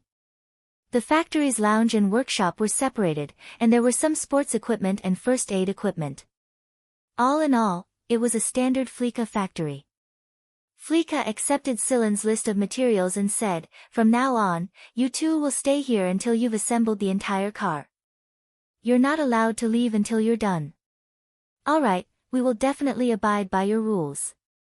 Silen and Fleeka promised. After Fleeka left, Silen checked the tools inside the factory. They were all relatively advanced and practical, and they were all well equipped. At the very least, all the tools Silen needed were here. "Are you done checking?" Naimi asked Silen after he was done walking around the factory. "Yes, I have everything I need. It's very complete." "Of course, don't you know whose factory this is? Uncle Pang's territory isn't something an ordinary person can own. Moreover, no matter where the factory is, as long as it belongs to Uncle Pang, it's not something an ordinary person can enter. Including this time, I've only been inside the factory 3 times since I was young. The first 2 times were when I was still a kid." Fleeka took the list of materials Silen had given him and quickly went to gather the materials. Even Fleeka didn't know what most of the materials Silen had listed were for, but since Silen had listed them out, Fleeka had to do his best to gather them. Many of the parts were not the most high-end models, but Fleeka could tell that these parts were the most suitable when they were assembled. Although he didn't know what some of the parts were for, it wasn't his place to ask Silen right now. "Never mind, I'll wait until these 2 kids are done assembling the car. If they don't succeed, there's no need to ask." It didn't take long for Fleeka to deliver more than 90% of the materials Silen had listed. The rest of the materials would take a day or 2, but Fleeka was able to get his hands on some of the rarer materials. Fleeka did a rough estimate of the materials and estimated that they would cost around 50 million at the lowest price. Of course, it would be a different story if Silen wanted to add some of the materials. After Fleeka had delivered the materials into the factory, Silen started assembling the car. The first thing he did was something Fleeka had never seen before. He didn't understand what Silen was doing, and he didn't have the time to keep an eye on him.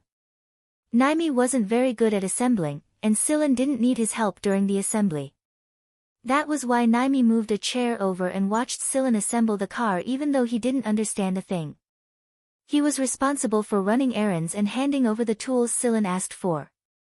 But Naimi was enjoying himself because watching Silen assemble the car was a very enjoyable process. Silen's hands could always bring a person into a wonderful state where they could forget everything in the outside world and enter a state of emptiness. If someone asked Naimi how Silen assembled the car, he would definitely answer blankly, "I don't know." It was because he couldn't recall the details of Silen's assembly. He thought that the process was supposed to be like that, but when he tried to recall it, he realized that every detail was blurry. While Silen was assembling the car, on the other side of the planet, at the 3rd place of the last, Winds of Freedom, racing competition. When Tobia drove the car back that day, she told him that she had checked it at a repair station, but she didn't take it to heart when she saw that the value of the coefficient never went below 9. Today, Tobia rested for the whole day.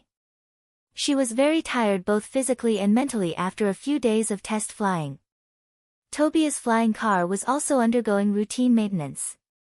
It was a rule of the racing team that a full overhaul had to be done every few days, even if the car's self-inspection number didn't go below 9. Tobia was sleeping soundly in the lounge when her brother suddenly nudged her awake. Tobia was very angry that her sleep was disturbed. She didn't even open her eyes as she skillfully grabbed a lunchbox on the table next to her and threw it at the person who disturbed her sleep. "Tobia, wake up, I have something to ask you." She ignored her. "Be a good girl, Tobia. I have something important to ask you." "What?" "You can't take away my normal rest time even if you're the current captain of the racing team." she still didn't open her eyes. It would be very difficult to sleep again if she did. It's about your beloved flying car. Tobia's eyes shot open when she heard her brother mention her beloved flying car. What happened to my car? Come here, put on your jacket first. After Tobia put on her jacket, her brother, who was also the current captain of the Spearhead racing team, quickly dragged Tobia to the repair shop. When Tobia arrived at the repair shop of the racing team's base, her navigator, Chio-Su, was also there. The other people in the repair shop were gathered around the back of her car, looking at something and discussing animatedly. What's going on? Tobia asked Chio-Su. Chio-Su shook her head. I don't know the specifics. They seem to have found something wrong during the maintenance and asked me about the maintenance at the public repair point. I told them the truth, but they didn't believe me, so they called you over. When the person in charge of the repair shop saw Tobia, he asked her about the maintenance and even asked her about some specific details. It was just as Chio-Su had said. What's wrong? Is there something wrong with my car? I knew that guy was messing with me. Just tell me if there's a problem, and I'll go find him. He was wearing a work uniform and a cap at the time, but I remember his voice. I'm sure we can find him if we look one by one, not to mention that every repair point has surveillance records. If we can't find him, we can apply to check the surveillance records at the time. I refuse to believe that we can't find him. Tobia said angrily. The repairman looked at Tobia with a strange look in his eyes. The person in charge coughed and interrupted Tobia's complaints. Actually, contrary to what you think, the person who repaired your flying car did a great job. At the very least, you won't have to repair that part of your car for a while. But according to our estimates, it's very believable that he was able to find the reason why your flying car's self-detection coefficient was so low and fix everything in such a short time. If what you say is true, then it can only mean that you've run into an expert. The Sizer family really is full of talented people. Tobia frowned. He's not as good as you say, is he? I saw him doing it quite casually. That's a real expert, a repair worker beside her said excitedly. The person in charge nodded in agreement. He pointed at the surface parts below the outer shell and said, we didn't dare to touch these parts because we were afraid that we wouldn't be able to restore them if we did. This kind of skill is beyond our reach. An expert could see the workmanship of an assembler even if it was just two simple parts being assembled. Right now, the parts that had been assembled on this flying car were almost perfect. Not even a machine could guarantee that it would be perfect, let alone a person. Tobia, Chio-Su, take me to that person. I have some questions I'd like to ask him, the person in charge said. You want to ask him? That guy looks like a brat. Tobia disagreed with the person in charge's words. You don't understand. Even if my overall skills are higher than his, I'm still far behind him when it comes to assembly. I'm coming too. Wait for me too.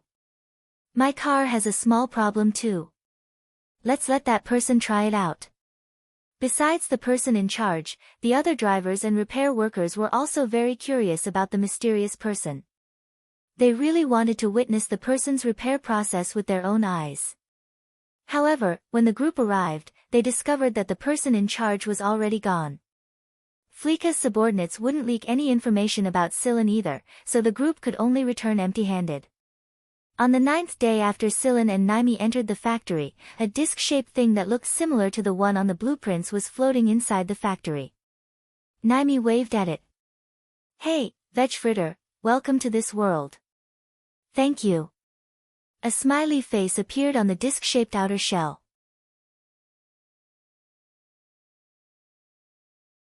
Chapter 263. It wasn't that there weren't super AI flying cars in the world, but they were all custom-made and non-race ready. After all, the technical requirements, circuit design, and manufacturing process of a super AI flying car were much higher than other flying cars. It was why Fleeka didn't think much of the idea of adding super AI technology into the mix. Most of the time, over-reliance on superintelligence wasn't a good thing, as it would affect the driver and navigator's decision-making during a race. That was why more racing cars leaned towards defensive and computational intelligence, rather than superintelligence that was far above the two and on the same level as a high-end robot. Adding super AI into the mix would undoubtedly make a flying car more attractive, but it would also attract a lot of mockery at the same time. Everyone in the business knew what was at stake. The cost was high, and the impact was huge. The loss outweighed the gain. Of course, both Silen and Naimi had their own considerations. Is it really going to work? Naimi circled around Vegfritter before asking Silen, that plan is pretty risky, isn't it? Silen sat down on the ground and stared at Vegfritter that was spinning around like a coin. He smiled and said, it's just an experiment, isn't it? I really want to see their expressions when we put on an amazing show. You'll know when the time comes. Naimi chuckled. In reality, the Sizer family thought that they knew Naimi very well, but not many of them really did. Fleeka wouldn't have been so surprised otherwise. Instead of driving Vegfritter out of the city in a hurry, Silen had just finished work. Silen was incredibly tired from the days of work, so he didn't bother to change out of his work clothes and rest on a pile of spare parts. That's right, there were still a bunch of spare parts left. Silen was already prepared to try again if he failed to assemble some of the parts, but to his surprise, the assembly went very smoothly this time. Moreover, Silen felt like he had never assembled a machine in such a concentrated manner before. Not even when he was at Mo Heng's workshop back in the day. By the time Silen was done with the assembly, everything was set up, and everything was checked to make sure everything was in order. He realized that it had been 9 days. Naimi rubbed his hands and patted Vegfritter, who was rolling around excitedly because it had come to this world. He said, come, Vegfritter. Sing a song for your big brother. Vegfritter stopped flipping and asked in a baby voice, what do you want to hear? Naimi thought for a moment. I want to listen to the classic version of the Empire's national anthem. Silen was resting with his eyes closed when he heard Naimi's words. He couldn't believe that he would like the classic version. Usually, only older people would like the classic version. Young people usually liked the popular version. Silen fell into a deep sleep amidst this classical music that symbolized the beat of that distant era. He didn't sleep for long. The next day, Silen woke up. His sleep this time was very short compared to the amount of time he slept after working for a long time. But the quality of his sleep was pretty good this time. At the very least, Silen was full of energy by the time he woke up the next day. On the 10th day, Fleeka purposely put down his work and came to the factory. He had been standing in front of the door for more than 30 minutes already. He didn't turn on the surveillance system inside, so he didn't know what was going on inside. However, he couldn't bring himself to ask the two brats to open the door, so he pretended to instruct the workers in repairing the flying car in a workshop not far away from the factory. His usual gentleness was nowhere near enough to make the maintenance workers shiver in fear. Of course the people who were being instructed understood what Fleeka was trying to say. The only thought in their minds was, come on out already, you two little devils. This guy is giving us too much pressure. Just as Fleeka was suppressing the anxiety in his heart, the factory's door opened. Everyone stopped what they were doing and looked at the door almost the second it opened. Normally, Fleeka would have scolded them already. He didn't like it when someone suddenly stopped their work in the middle of a repair. But right now, Fleeka wasn't in the mood to pay attention to them at all. His eyes were staring straight at the disc-shaped flying car that was about 7 meters in diameter. A lot of people here knew that Silen and Naimi had been working on a flying car for the past few days, but they didn't know what kind of flying car Silen and Naimi were building. Now that they saw the giant disc, everyone except Fleeka thought the same thing, Vegfritter. Why is it Vegfritter? There was no doubt that Vegfritter was a very bad word in the flying car circle. It had always been mocked. But Naimi, the young master of the main family, was building a Vegfritter flying car. Wasn't this a disgrace to the Sizer family? It wasn't hard to imagine how Naimi's father and grandfather would react when they learned about this. His father would probably regret allowing Naimi to participate in the competition. Unlike everyone else, Fleeka was staring straight at the veg fritter. He noticed that there were still a bunch of spare parts inside the workshop when the flying car flew out. They weren't broken parts, they really were unused parts. So this flying car didn't actually cost 50 million MB to build. The metallic veg fritter that everyone mocked nowadays floated steadily in the air.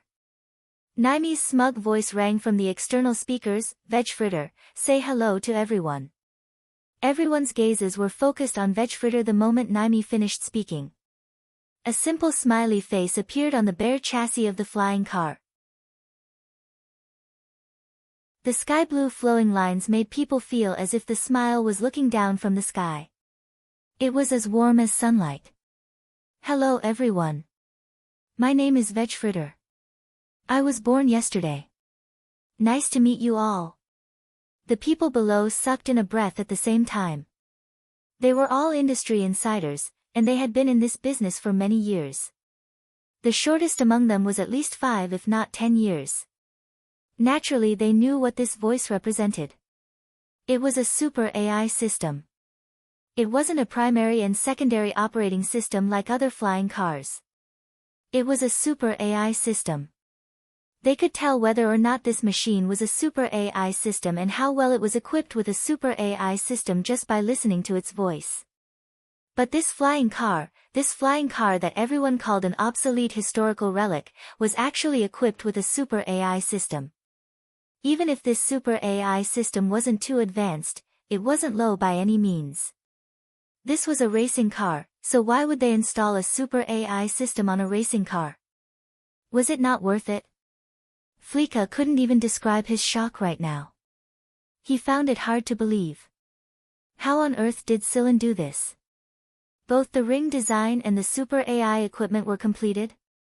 He had to admit that Fleeka's occupational disease was acting up again. Right now, he wanted nothing more than to drag Silen over to study the super AI system.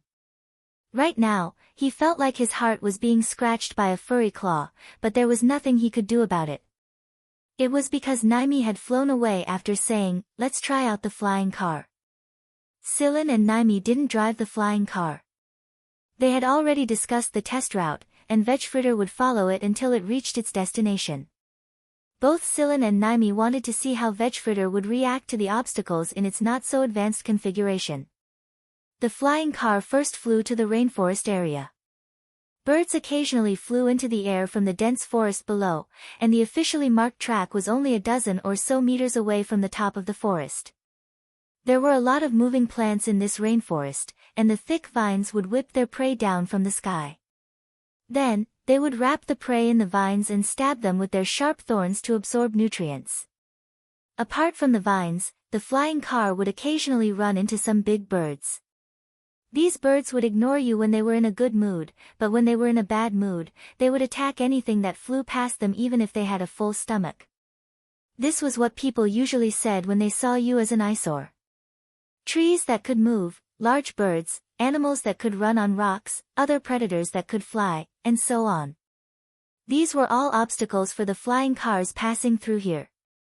Due to the fact that the racetrack had been sealed off, there was an isolation net that was flashing with electricity. No birds or other animals were allowed to approach within a 50-meter radius. Veg Fritter was flying at the same altitude as the track about 100 meters away from the track. It wasn't flying too fast or too slow. While flying, it recorded all the signals it saw, heard, and received, and quickly compared and updated its existing data.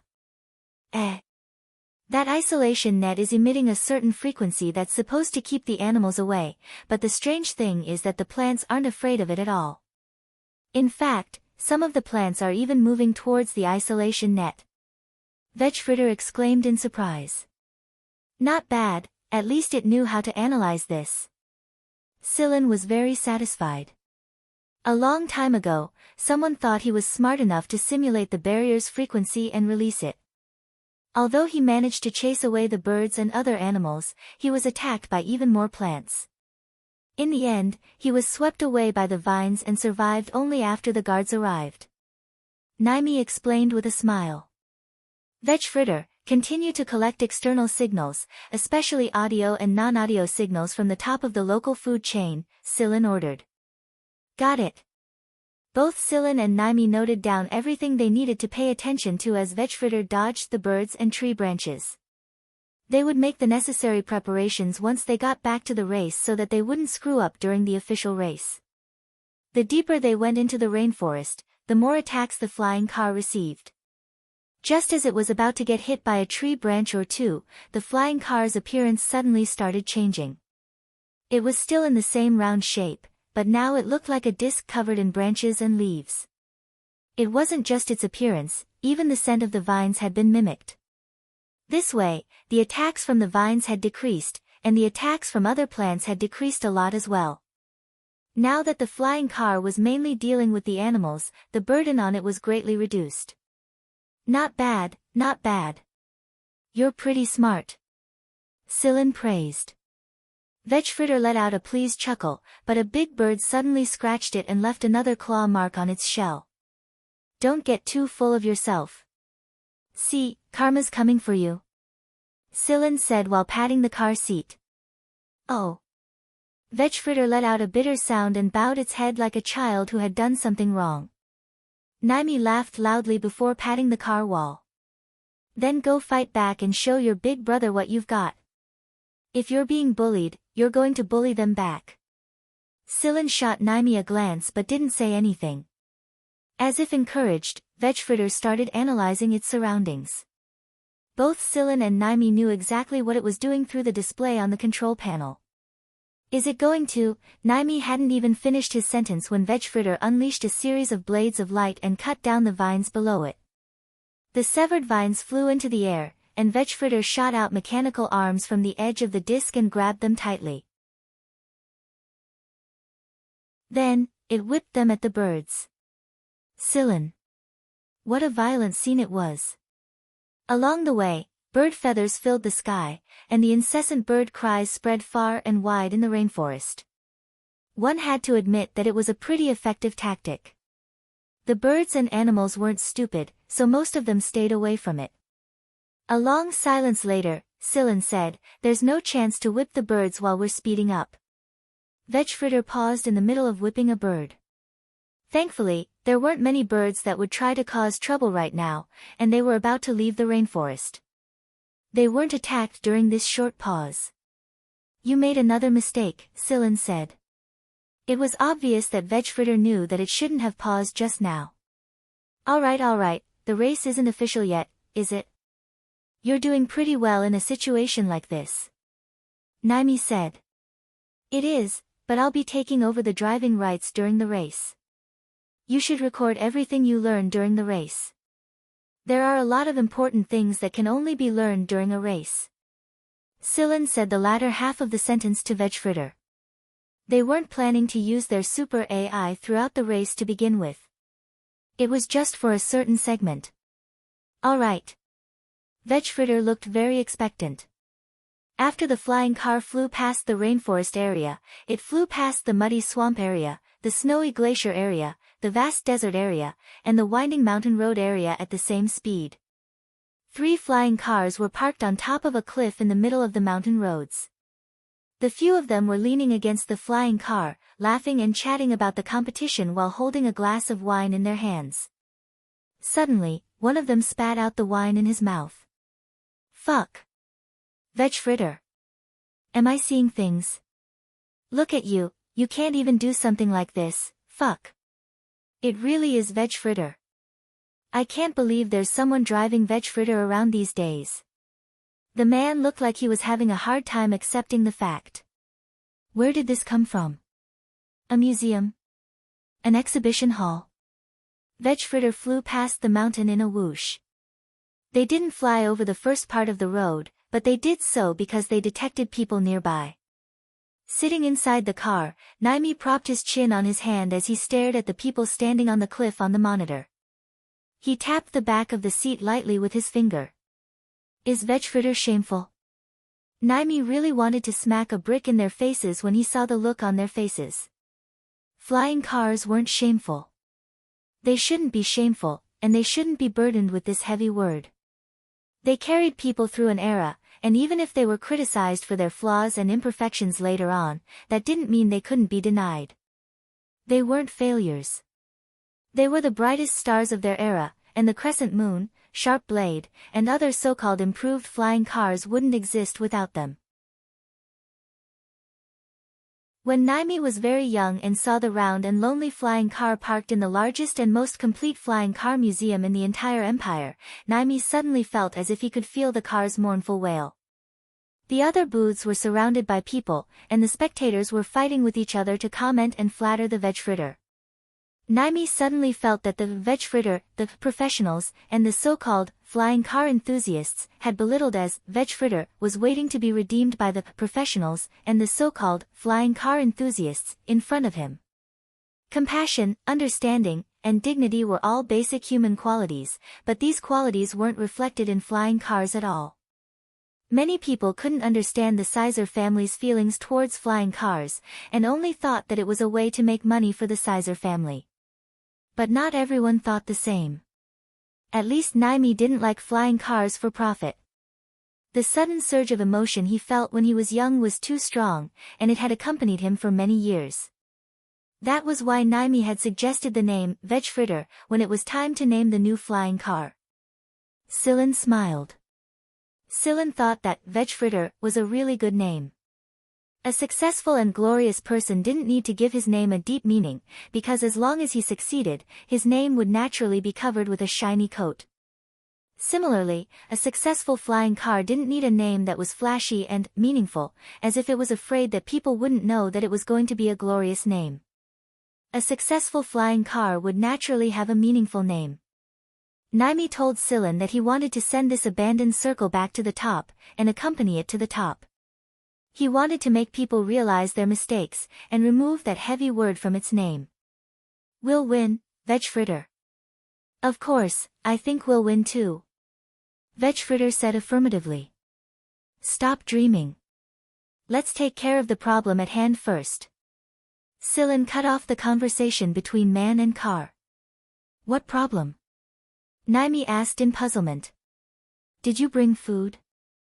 Silen looked at Naimi. Naimi. Fuck.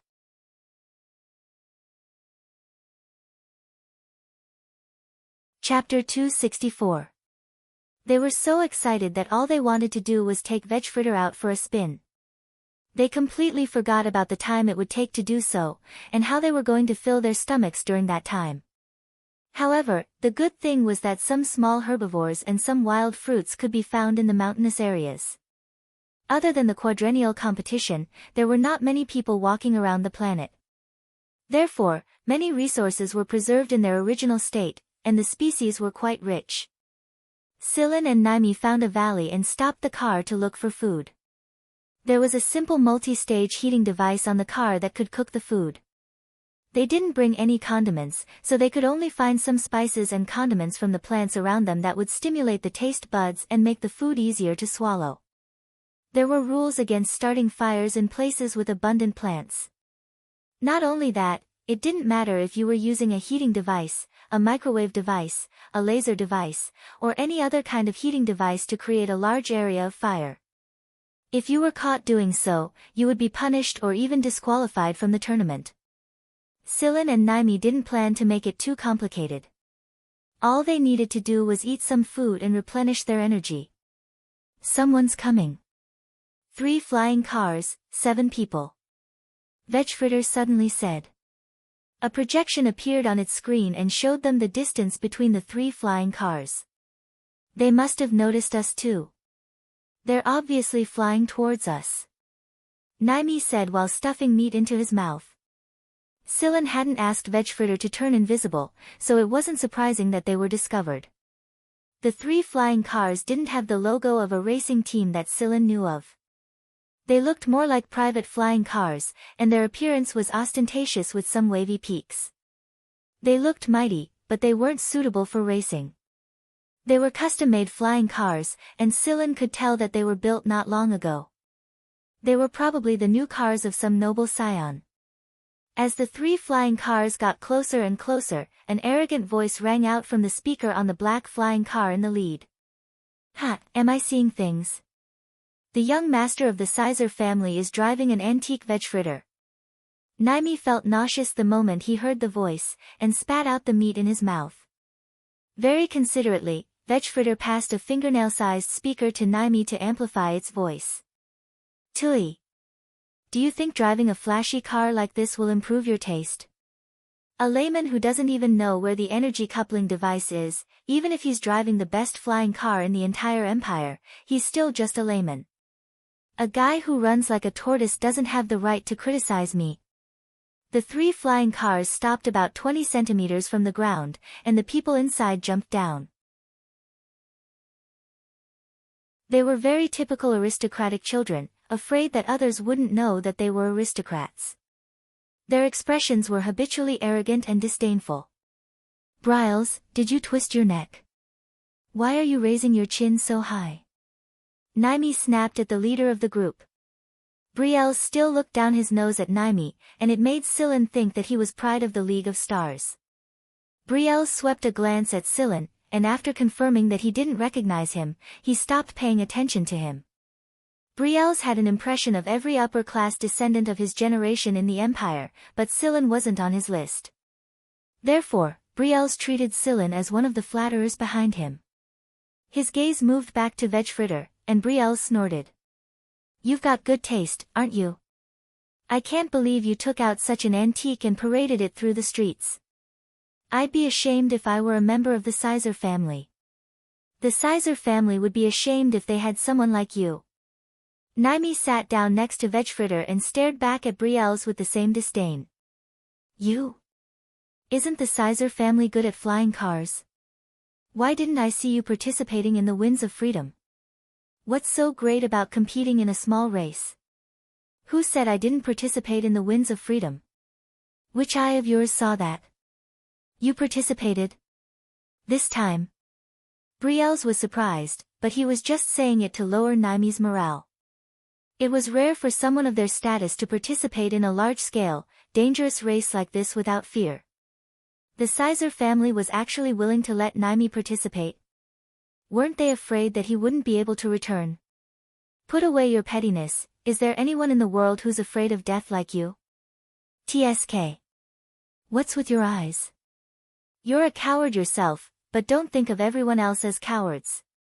Brielle's wasn't angry at Naimi's mockery. Instead, he asked, "Your father actually agreed?" "Of course," Naimi said proudly. Brielle's rubbed his chin and rolled his eyes. Then, he pointed at veg fritter and asked, "You want to use it?" Naimi patted veg fritter and said, "Exactly." "Ha ha ha ha." Brielle's and the people behind him were laughing so hard that they could barely breathe. Sillin didn't react to their unbridled mockery at all. The greatest counterattack was to speak with facts, and when that happened, these bastards would naturally realize just how ridiculously wrong they were. A moment of silence later, Brielle said, "Ha, Naimi, why don't we make a bet?" "What kind of bet?" Naimi asked. 50 million MB dollars. Aren't you participating in this race? This money is yours if you can get into the top 5. TCH, do you think I'm short of 50 million? Naimi was stubborn. He didn't have that much pocket money, and this was enough to build another veg fritter. That being said, it was a lie to say that he wasn't tempted. With this 50 million, he could upgrade veg fritter again. He would replace many of its components with better ones and upgrade it from top to bottom.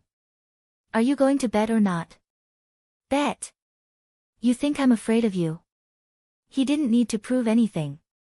They might look like spoiled brats, but they had their own pride and dignity. There was no way they would renege on a verbal bet like this. Brielle's was the first to laugh when he saw Naimi's veg fritter. Naimi raised an eyebrow and was about to say something when veg fritter suddenly said, "Another flying car is coming. It'll be here in 15 seconds. Brielle's laughter came to an abrupt halt. The people behind him didn't quite understand what was going on, but they stopped laughing as well. Brielle's narrowed his eyes in disbelief. He was even more surprised than when he saw the antique veg fritter. They actually installed a super AI system on a racing car. Was Naimi an idiot? Was he insane? If that was the case, then Naimi was going to lose for sure. Brielle's was just about to say something when the flying car veg fritter was talking about was already approaching them. It took exactly 15 seconds for it to reach them. The flying car wasn't as flashy as Brielle's and the others, but it was also very novel. It looked like a war blade, one with a blood groove. Of course, it wasn't as long as a war blade, but the first impression people would have upon seeing it was that it was a fierce war blade, a war blade with hidden killing intent that pressed forward with an indomitable will. The flying car's equipment was pretty good, and almost all of them were the military's top equipment. Sillin didn't need to disassemble it, and with his experience in assembling a flying car, he only needed to glance at a flying car, listen to the sound it made, and feel the friction when it cut through the air to learn some basic information. Military equipment? Who was the owner of the car? And it was obviously coming for them. Brielle's and Naimi didn't say a word. Although they weren't as professional as Sillin and didn't know as much as he did, the two children who used to travel among the upper nobles had an instinctive feeling that the people inside the flying car weren't simple. The flying car finally landed, and the door opened like a sword being unsheathed. However, the person who jumped out of the car looked a little out of place. The people behind Brielle's wanted to laugh, but they didn't dare act too carelessly before Brielle's made his stance clear. It was a child who had jumped down from the flying car with an absolutely powerful aura. Sillin even recognized him. It was Taita. Behind Taita was a familiar old servant and 3 bodyguards. Brielle's and Naimi's eyes twitched when they saw Taita. Why is this troublesome little bean here? Not long ago, one of the military giants, the Yurong family, had announced a piece of news. Of course, the news was only spread among the upper nobles, and the lower nobles didn't know about it. That was how everyone learned about Yurong Taita. He was the Yurong family's old patriarch's youngest son. Yes, his son. As the saying goes, an old clam gives birth to a pearl. Old Patriarch Yurong was very strict with his sons and daughters, but his youngest son was an exception. Right now, the entire upper nobles of the empire knew that there were 2 brats they didn't dare to provoke other than the people of the monarch and the 3 kings. One was Yurong Taita, and the other was Gleeson Dodge. Anyone who dared to touch them would be met with great misfortune. That was why Brielle's was filled with regret when Taita showed up. Why did he have to run into such a troublesome person when he came here to argue with Naimi? In terms of seniority, Taita was 1 generation older than all of them. Taita didn't look at anyone else and walked straight towards Sillin. Sillin, why didn't you greet me when you saw me? That was what he said, but everyone present could see that Taita had no intention of blaming Sillin at all. He was obviously happy to see a familiar face as he ran up to Sillin.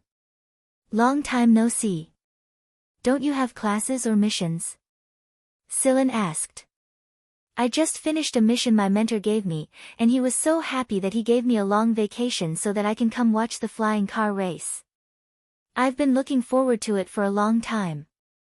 I just arrived today, and I didn't expect to run into you. It's nice to have a familiar face, Taita said happily. Both Brielle's and Naimi thought at the same time, your mentor is giving you a backdoor.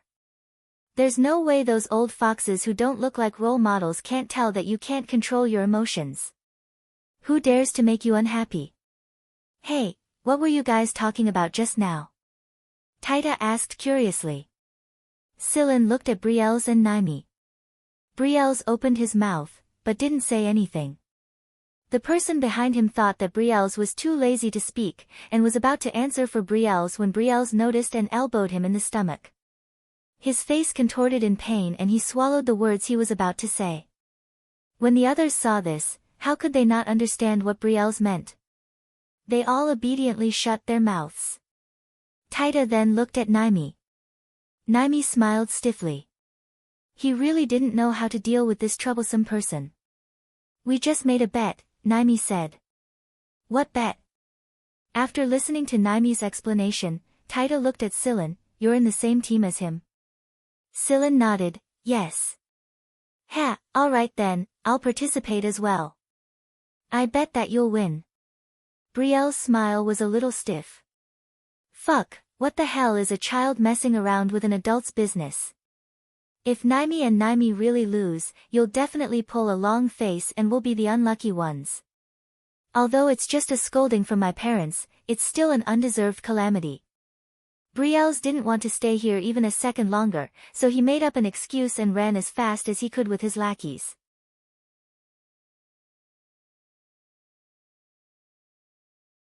Chapter 265. Naimi didn't relax much after Brielle's left. He watched strangely as Silen and Taita chatted. He really didn't expect Silen to be acquainted with Taita. Old Master Yurong's youngest, precious son was even younger than his grandson. If the Yurong family hadn't spread the news a while ago, most people wouldn't even know of his existence. Even if they did, they would have only heard of his name and never seen his face. Speaking of which, Old Master Yurong was very happy when Taita was recruited by AF1's junior class. It was the first time he publicized his youngest son's information to the upper nobility circle. At the same time, he also told everyone that no one should offend my precious son, or this old man would kill or cripple them even if it meant risking his life. Everyone in the upper nobility circle knew that Old Master Yurong wasn't lying. He was serious, so they immediately told their children not to provoke Taita. Otherwise, the old man would go crazy. However, Taita was the most spoiled child of the Yurong family at his age, and no one knew when to stop. Those who tried to get close to Taita were afraid that they would backfire and get themselves in trouble, so they stayed away from him. That was why Taita didn't have many people he was familiar with until now. When Silen was about to leave, Taita expressed that he wanted to go with him. He was here for a vacation anyway, so he could do whatever he wanted. That day, a lot of people saw the following scene: an antique vegfritter with an impressive flying car next to it. Taita didn't know anything about flying cars, so he wasn't as surprised by vegfritter's appearance as the others were. He was just curious that the flying car could talk like a robot. The flying car his father had gifted him was also equipped with a superintelligence system, but didn't his brothers say that racing cars wouldn't be equipped with such a system? Taita was too young to drive these two flying cars, so Old Master Yurong specifically assigned him a driver whose driving skills were in no way inferior to the racers participating in the Winds of Freedom. After a test flight, Silen and the others landed at a large rest area. There were many teams parked here, and each team had a sub-base here so that their own flying cars could receive the best repairs. Moreover, they would not believe that it was not their own people. Cheating was a common occurrence in every tournament, so they had to be on high alert. Other than their own repairmen, only the Sizer family's public repair points could win their trust. In this large rest area, the various teams raised their flags high, including the traditionally strong Spearhead team, Arrow team, Lightning team, etc. Spearhead and Lightning were both teams that had started out as private teams. However, with the development of the teams and the need for funds, the teams later received the support of some nobles and financial groups. With the support of strong funds, the development of the teams became better and better. They also trained some excellent racers for the nobles who invested in them. There were a lot of teams like them. Flying cars cost a lot of money, especially for large events like this. There was no way a team could survive without a strong background. As for the Arrow team, it was a subordinate team of an aircraft manufacturing company. Therefore, most of their flying cars were equipped with the standard equipment of an aircraft. They were thought to be the team closest to an aircraft, and their subsidiary company had worked with the Sizer family on a couple of whirlwind projects. Many people were jealous of them. Silen and Naimi didn't have a caravan with them, so they were probably on the Sizer family's side. Therefore, Silen and Naimi headed straight for the Sizer family's public repair point. Taita and Silen got off the car, and the old servant followed closely behind them. They were guests, and this was the Sizer family's territory. Therefore, Naimin had to show his hospitality as a young master, so he invited Taita and the others to rest at the repair point. Sillin and the others' vegfritter attracted almost everyone's attention. There were plenty of people who ridiculed them and said all kinds of nasty things. Moreover, vegfritter was heading to the public repair point, so people looked down on it even more. An antique flying car that didn't even have a fleet and could only enter a public repair point was really hard to convince. But when they saw that the people at the public repair point were acting respectfully towards the racers who came out from the other side, some of them shut their mouths. It didn't take long before a couple of people in charge of the repair point personally came out with friendly smiles on their faces. They led the newcomers into the house. "Hey, who are those people?" "I don't know, but they look like people of status." "People of status eat veg fritters? Maybe that's what they like." Of course, there were some people who recognized Naimin. Naimin and Sillin hadn't put on their helmets since they came out of the repair point, so there were some people who recognized the young master of the Sizer family. That was why they told their people to keep their mouths shut in case they got into trouble. After all, this was the Sizer family's territory. Even if they did something shameful, it wasn't something that anyone could criticize. There weren't many nobles like Naimin and Brielle's here, so no one recognized Taita. The children of the great nobles had all gone off to have fun together, and Zhen Xingming and the others were nowhere to be found. Sillin didn't care about them either, so it wasn't his place to worry about them. Naimin had already told his family about Taita, so the people who came out to greet him just now were all people with real power in every repair point on the planet. They also showed how much they valued Taita. Every business family would be happy to establish a good relationship with the military, and the Sizer family didn't have a strong relationship with the military. That was why the flying car race hadn't been able to develop into a military car race until now. At first, the Sizer family's rule was that they couldn't afford to offend Taita even if they didn't want to befriend him. But after Naimin's report, many people in the Sizer family lost their cool. This was an opportunity, a rare opportunity. The old Yurong general wouldn't express anything just because of his sons, but no one could say for sure what his youngest son would do. How could he let such a good opportunity slip by? That was why the discontent caused by Naimin and Sillin's vegfritter had subsided a lot. After resting for a while, Sillin and Naimin prepared to return to Flika's place. Taita also indicated that he wanted to follow them. The repair shop's people who were supposed to inspect vegfritter were having a hard time doing so, and even after Sillin and Naimin had come out, they still hadn't started repairing it. This vegfritter was completely different from the antiques they knew of, and its super AI system didn't allow the repair workers to touch it. "Alright, we'll take care of this car ourselves. You don't need to worry about it," Naimin said and jumped into the car that opened up on its own. Sillin drove the flying car slowly into the air. He opened the window and said a few words to the people on the ground while waiting for Taita and the others to take off. It was at this moment a flying car flew past them. The car wasn't fast, but it was less than 5 meters away from Sillin and the others. Sillin turned around and looked at the silver flying car that didn't stand out among the sea of flying cars. His eyes flashed with puzzlement. "What, do you know it?" Naimin pointed at the flying car that had flown into the distance with his chin. Sillin shook his head and didn't say anything. The puzzlement in his eyes also disappeared.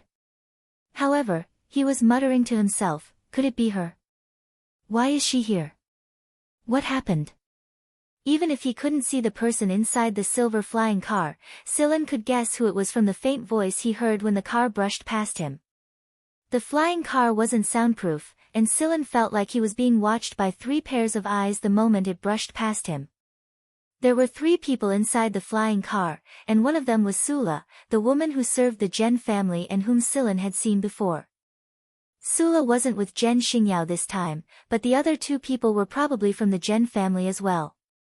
The 3 of them definitely weren't just here to watch the tournament. Could it be that they were here to protect someone from the Zhen family? Zhen Xingming's bodyguards had been assigned since a long time ago, and according to Zhen Xingming, Zhen Xingyao and Zhen Xingchen wouldn't be here. What on earth were they here for? Sillin was very puzzled. Moreover, Sula's actions meant that she was secretly reminding Silen of something. Let's go. Taita leaned against the window of the flying car and said to Silen. All right. The window closed, and the flying cars accelerated. The two flying cars quickly disappeared from everyone's sight. However, there was a group of people talking about Silen at this rest stop, and they weren't talking about Vegfritter but Silen. Are you sure? The current captain of Spearhead asked his sister. Tobia nodded, I'm 80% sure. Their backs are very similar. I think so too. Although we couldn't see his face because he was wearing a work cap, and we were in a hurry, we didn't pay too much attention to him. Most of our attention was focused on the flying car, and we didn't hear anything from the other side. However, the figure is almost the same. His gait, his habitual rhythm, and the distance between each step are very similar, Chiao Su added. Then it should be him. Danny trusted Chiao Su's judgment. If Chiao Su said so, then it must be him. Silen didn't know that the team members at the rest stop were speculating about him. Right now, he was mainly thinking about what Sula was up to. Sula probably didn't expect Silen to notice her. Was it just a test? After returning to Flika's place, Silen went back to his room and contacted Huimao first. Recently, Silen had been wondering why the cat hadn't contacted him yet. Logically speaking, the cat wouldn't have waited this long. Even if it was managing its fish pond, it wouldn't have lasted this long. That fellow's patience was fine when it was hunting, but if it was just raising fish, it definitely wouldn't have lasted this long. Silen wasn't worried about Huimao's safety with Genya around. After all, they were at the Gen family's base, and the cat was very good at networking. Something must have attracted Huimao's attention. It was Genya who answered the call. Judging from his complexion, he looked like he was recovering well. After a brief chat, Silen asked about Huimao. Genya smiled and said, I was going to give you a surprise when you came back, but since you asked, I'll show you. Genya took the communicator and went to a place so that Silen could see the situation through the projection. The fish pond had grown a little bigger, and the lotus flowers that were supposed to be sturdier were nowhere to be seen. Huimao was crouching next to the fish pond with a plate beside him. Every now and then, Huimao would grab a piece of meat with its paw and throw it into the pond. Every time a piece of meat was thrown into the pond, a creature would crawl out of the pond and catch it. After eating the meat, the creature would stand up and swim upside down or in circles, wagging its tail and howling like a seal. At first, Silen thought that the creature was supposed to sound like a seal, but the second time Huimao threw a piece of meat at it, the creature squeaked like a cicada. The third bark. The fourth lion roar. Silen stared blankly at the projection on the communicator. Was he training a pet? Was Wheeze's pet? Silen didn't know that there was a rumor going around in the Gen family recently.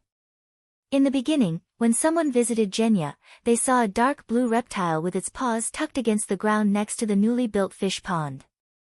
A Huimao that was several times smaller than it was slapping its paw on its head. The second person who visited Genya saw a dark blue reptile with its paws tucked against the ground next to the newly built fish pond. A Huimao that was several times smaller than it was slapping its paw on its head. The third person who visited Genya saw a dark blue reptile with its paws tucked against the ground next to the fish pond. A Huimao that was several times smaller than it was slapping its paw on its head. See that? Genya pointed in that direction. Wheeze has been training its pet. Silen thinks for a moment, then asked, it came out of that egg. Almost all of the sea beast eggs from that planet with many sea beasts had become Huimao's food, like snacks. However, the egg that Huimao said was hard to digest had been treated as a toy by Huimao. Silen didn't expect the egg to hatch into a sea beast in such a short amount of time. Noticing the anomaly, Huimao found Genya's communicator. Wheeze, Silen saw it. Genya smiled as he walked over and handed the communicator to Huimao. Huimao's ears twitched. He seemed unhappy that Silen found out about this so soon. Silen, what do you think? That's my new pet. It can be used as food when necessary. Hui Mao said proudly. When Hui Mao said this, the creature in the fish pond visibly shivered. What's its name? Sillin asked.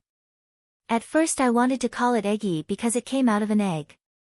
But second Grandpa said that this name wasn't very good, and he wanted to give it a fierce name. So after thinking for 2 days and looking up countless materials, I finally decided on one. Sillin had a bad feeling about this, so he temporarily ignored the fact that Hui Mao called him second Grandpa. What's its name? Little 3. Sillin. Wheeze was even explaining proudly to Sillin while flexing its claws, look, you and I are the world's number 1 and number 2, so it's free to give up number 3 to it. Sillin put a hand to his forehead. Change it. Hui Mao's whiskers trembled when his idea was rejected. He was about to say something when Sillin said, what about Shueqiu, Sigma, Cheto, and Qifeng? Hui Mao's ears pulled back and didn't say anything. This was how it behaved every time it was weak. In Hui Mao's new world, only the people and things it was familiar with were ranked.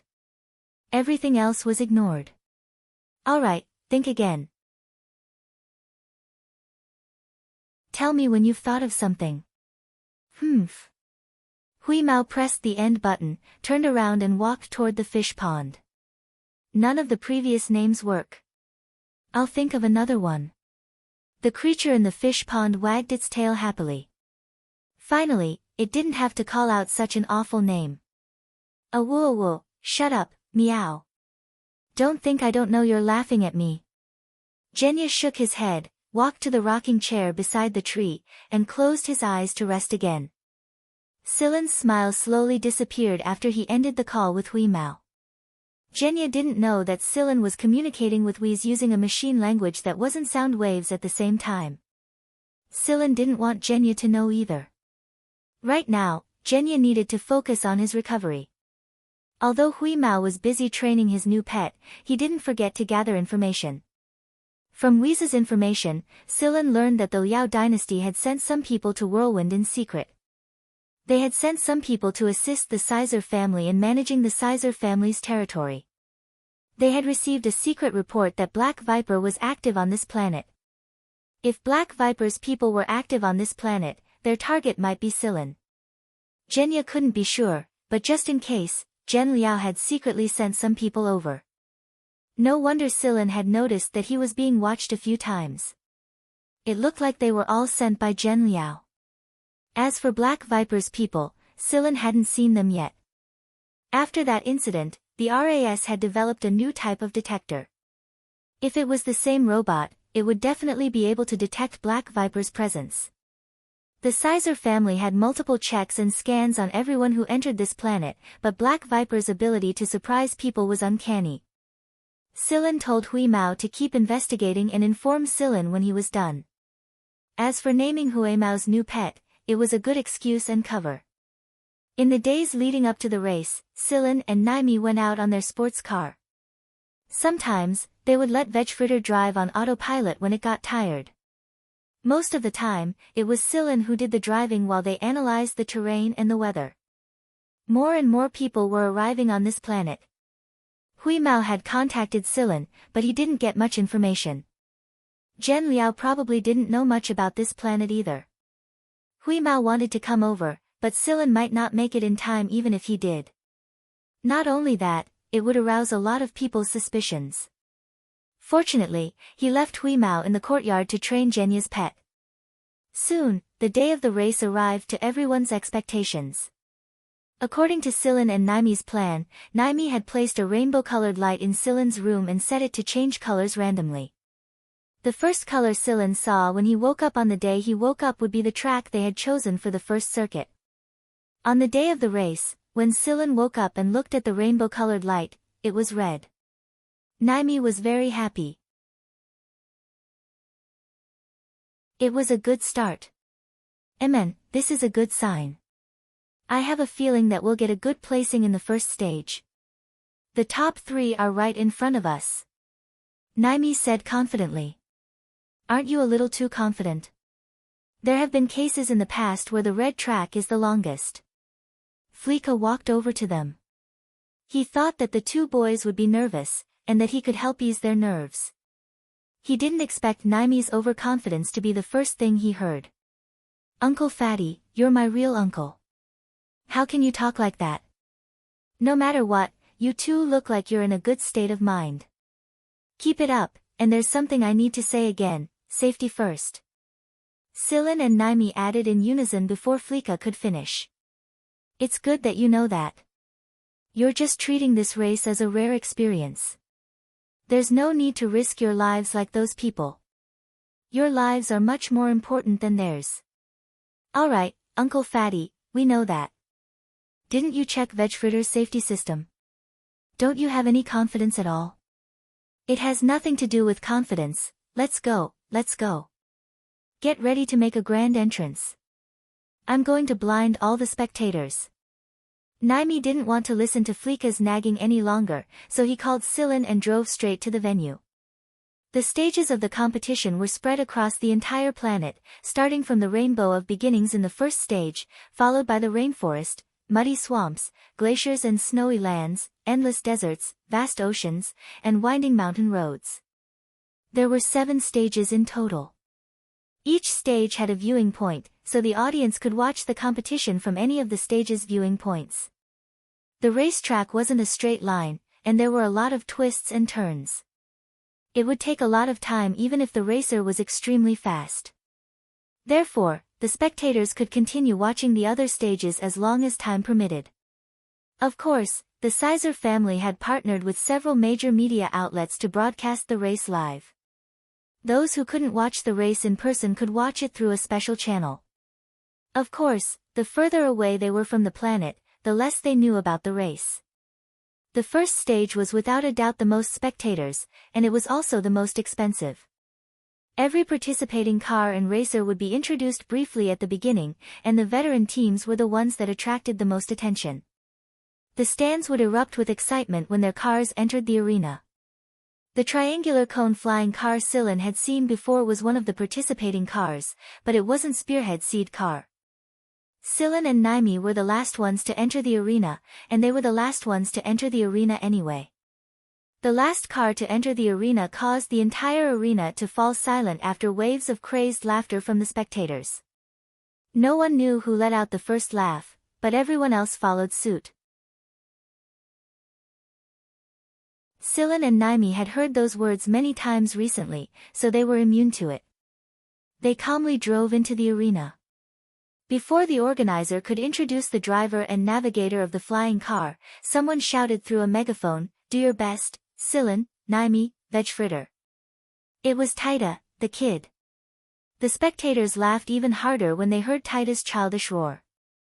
There were even people who laughed at Taita, but a gun barrel appeared out of nowhere and pressed against his head in the next moment. That was why everyone knew that there was a kid who couldn't be messed with sitting here before the race began.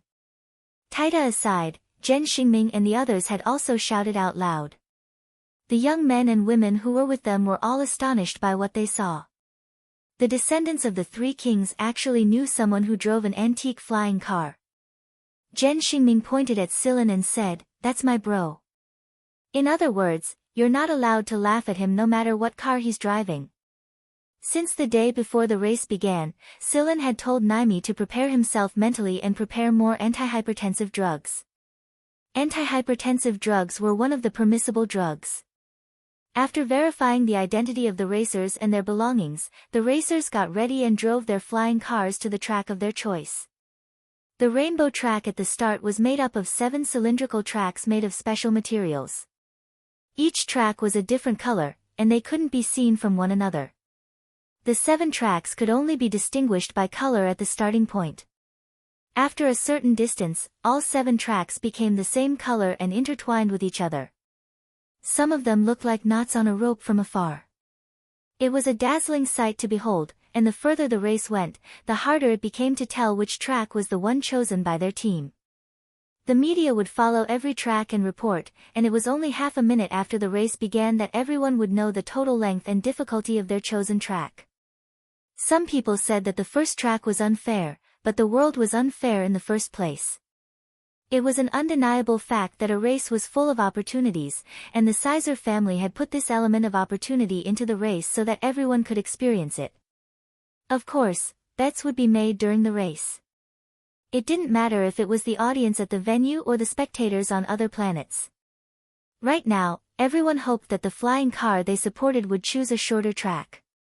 Sillin drove his flying car to the entrance of the red track. There were 3 other flying cars who had chosen the red track just like him, and none of them were from the top 3 of the last Grand Prix. It looked like there weren't many flying cars who chose the red track this time. Most of them were at the entrance of the purple track. There were 12 flying cars there. After every racer sent a "ready" signal to the race manager, the manager announced the start of the race. The 10-second countdown. During these 10 seconds, the audience was very quiet and held their breaths as they waited for the moment. Naimi shot a glance at Sillin. Sillin's eyes were closed, one hand on the steering wheel, and the other on the control panel. He was very quiet, and his breathing was very even. He didn't look like he was in a match at all, but more like he was asleep. Naimi could feel his own nervousness and excitement. This was the first big race he had ever participated in, and the most important race of his life. Naimi's breathing calmed down a lot when Sillin's state of mind was done. When the countdown ended and the horn sounded, the entire stadium erupted into an uproar. An earth-shattering roar stirred up the first wave of emotion since the start of the race. When the horn sounded, Sillin's flying car started moving. However, unlike the other 3 flying cars, he didn't accelerate for a short period of time at the start of the race. The audience watched the video on the big screen and their own viewing devices. The situation on the red track was very interesting. The other 3 flying cars were about the same, but Vetschfritter was way behind. I told you that an antique car like this isn't suitable for the race. That's why I wisely didn't bet on it. I bet on Spearhead instead. I bet on Arrow. I bet on Lightning Racing's champion. Sillin didn't know what the people outside were talking about them, but he didn't care. Right now, all he cared about was flying according to the plan he had come up with. There weren't a lot of curves and spirals in the first half of the rainbow track, and even if there were, they were easy and suitable for acceleration. However, Sillin didn't accelerate to the max immediately.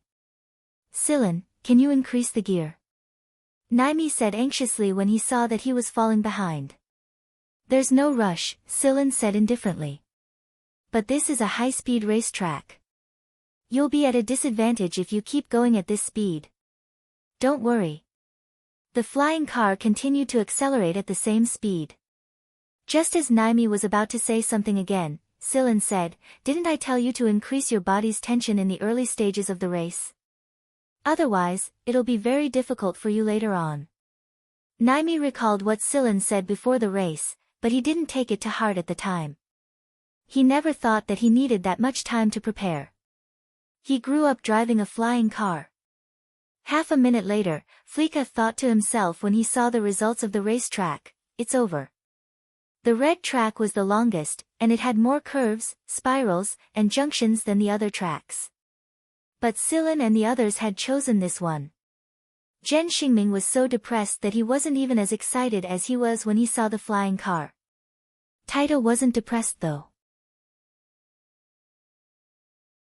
He thought that this was just the first racetrack, and even if he didn't get a good result in the first race, he still had 6 more chances to run. It was a test of skill, and he shouldn't think that he couldn't run just because he tripped while learning to run. Just when everyone thought that the antique Vetschfritter was hopeless, and Naimi's hands went cold after learning about the racetrack, Vetschfritter had already accelerated to a speed that was universally acknowledged to be dangerous in corners, and it didn't look like it was slowing down at all.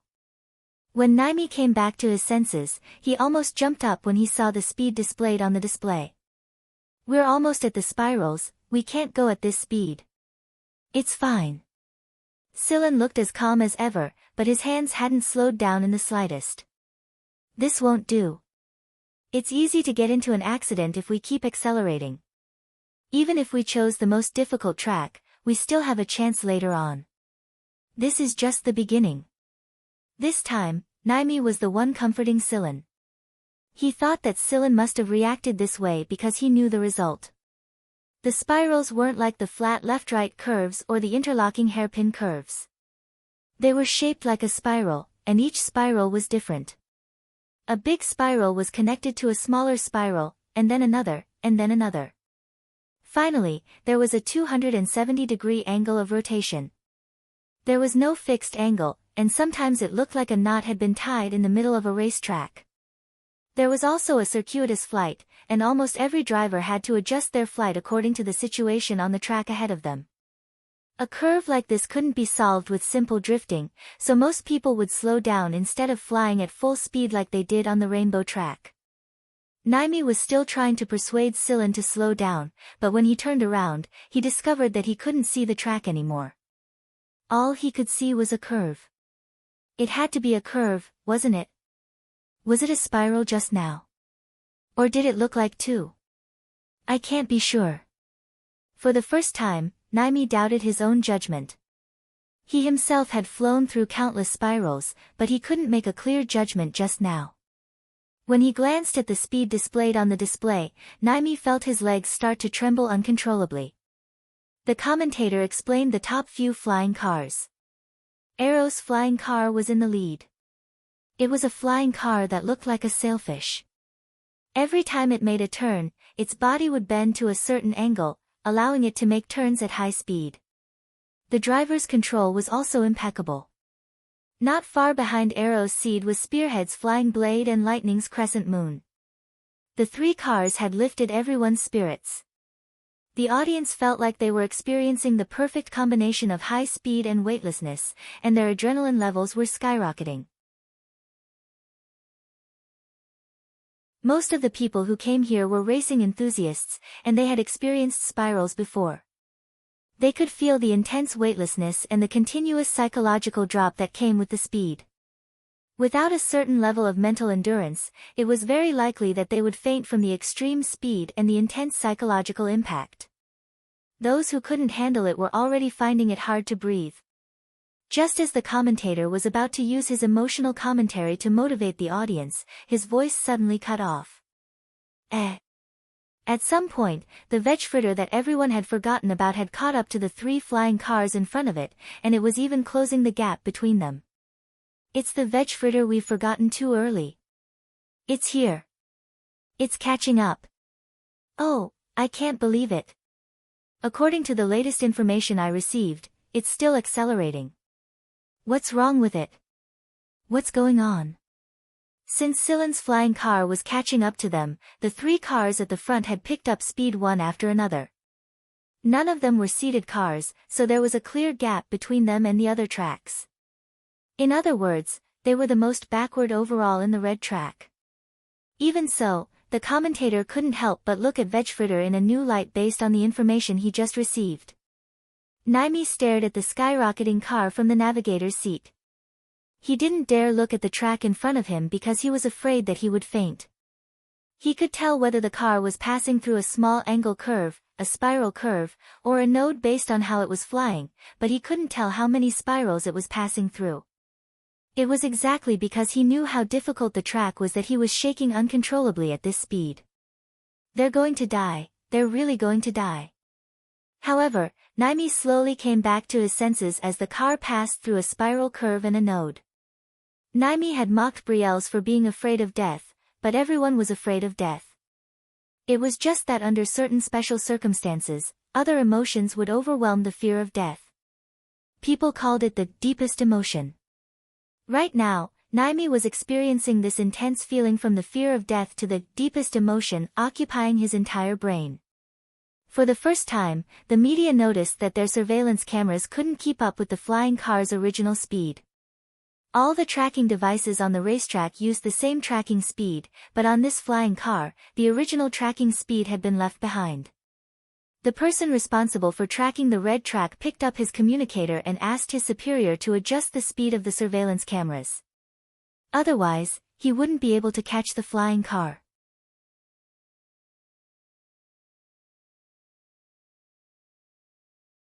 Chapter 266. The person in charge of tracking the red racetrack reported to his superiors and sent over the video he just captured. It didn't take long before he was notified that they didn't need to adjust the speed of the cameras on this racetrack. They sent another person to track the veg fritter. At the same time, the League of Stars media and the Sizer family's research team were tracking all the flying cars in the race. Of course, they noticed Sillin and the others as well. Naimi was participating in the race. Even though Veg Fritter's performance wasn't great at the beginning, they still sent someone to track it. It wasn't because they were hoping that Veg Fritter would perform well, but because they wanted to be the first to react if something happened to it. "It looks like Naimi isn't as good as we thought he was," one of the organizers said. Another person agreed, "That's true. This is their true strength, isn't it? It's not that no one came up with a circular design back in the day, it's just that no one was able to utilize the advantages of that design to their fullest potential. That's why Veg Fritter was eliminated back then, but it's obvious that the racer in it can handle the circular design. If I recall correctly, the circular design is a combination of electromagnetic effects and manual control. It's so that a flying car can turn faster using its external rotation. But that was always thought to be just theory. I didn't think that I'd see it in action one day. The control of the spiral and firing angle is practically perfect." Someone pointed at the clearly slowed down video on the screen and said, "If I remember correctly, there was a Veg Fritter that used scaly propulsion in its design back then, right?" The others fell silent when they heard the word scaly propulsion. A dozen or so seconds later, someone said, "If the scaly propulsion is really based on the original design, then it's only a theory." Since a theory had become a reality, no one could say for sure if the scaly propulsion was still a theory. The flying cars that were derived from the original Veg Fritter and some of the newer models all adopted the scaly propulsion concept. However, they weren't able to use it in the race like the original design did. When everyone realized the illogical aspects of the design, they had no choice but to make some modifications. The modified design was no longer called the scaly propulsion. Instead, it was given a different name based on the type and style of the car. Arrow's shuttle-shaped flying car, Vanguard's blade-shaped flying car, and Lightning's crescent-shaped flying car were all equipped with a secondary propulsion system based on the scale-shaped propulsion system. Arrow's shuttle-shaped flying car had auxiliary propulsion systems similar to the pelvic fins, pectoral fins, and caudal fins of a fish. Blade's and Crescent Moon flying cars also had auxiliary propulsion systems that matched their models. The auxiliary propulsion system would allow the flying car to go faster, but at the same time, it required the driver's driving skills to be higher. The slightest bit of carelessness could lead to unimaginable consequences, and in serious cases, the car would be destroyed and people would die. Of course, this was also the thrill of the competition. By now, Sillin's group had caught up to the three flying cars in front of them. One of them had made a momentary lapse in acceleration, probably because it was too nervous and distracted by Sillin's Veg Fritter, and crashed into the wall of a spiral curve. The flying car's safety measures were pretty good. At the very least, the two people in the car weren't in mortal danger. Logisticians would come over later to carry them out for treatment. This wasn't the first flying car to make a mistake since the start of the race. There were a few more flying cars before it, but most of them performed pretty well. Sillin's Veg Fritter continued to pull further and further away from the other two flying cars in the passage. This passage was supposed to be the longest, and it had the most spirals and nodes. It was only natural that the racers would have to spend more time and energy to deal with it compared to the other tracks. But at this rate. While the technicians were analyzing Veg Fritter's situation, Naimi was even more surprised than they were. Naimi knew that Veg Fritter could fly very fast, but that was only if it was flying in a straight line without many obstacles. Right now, it was facing spiral curves and nodes. The flying car barely slowed down at all when it passed through the spirals and nodes. By now, Naimi was slowly recovering from his shock. He checked the official status of this track and the current overall ranking. There's a chance, there's definitely a chance. Sillin was controlling the steering wheel with one hand and adjusting the control panel with the other.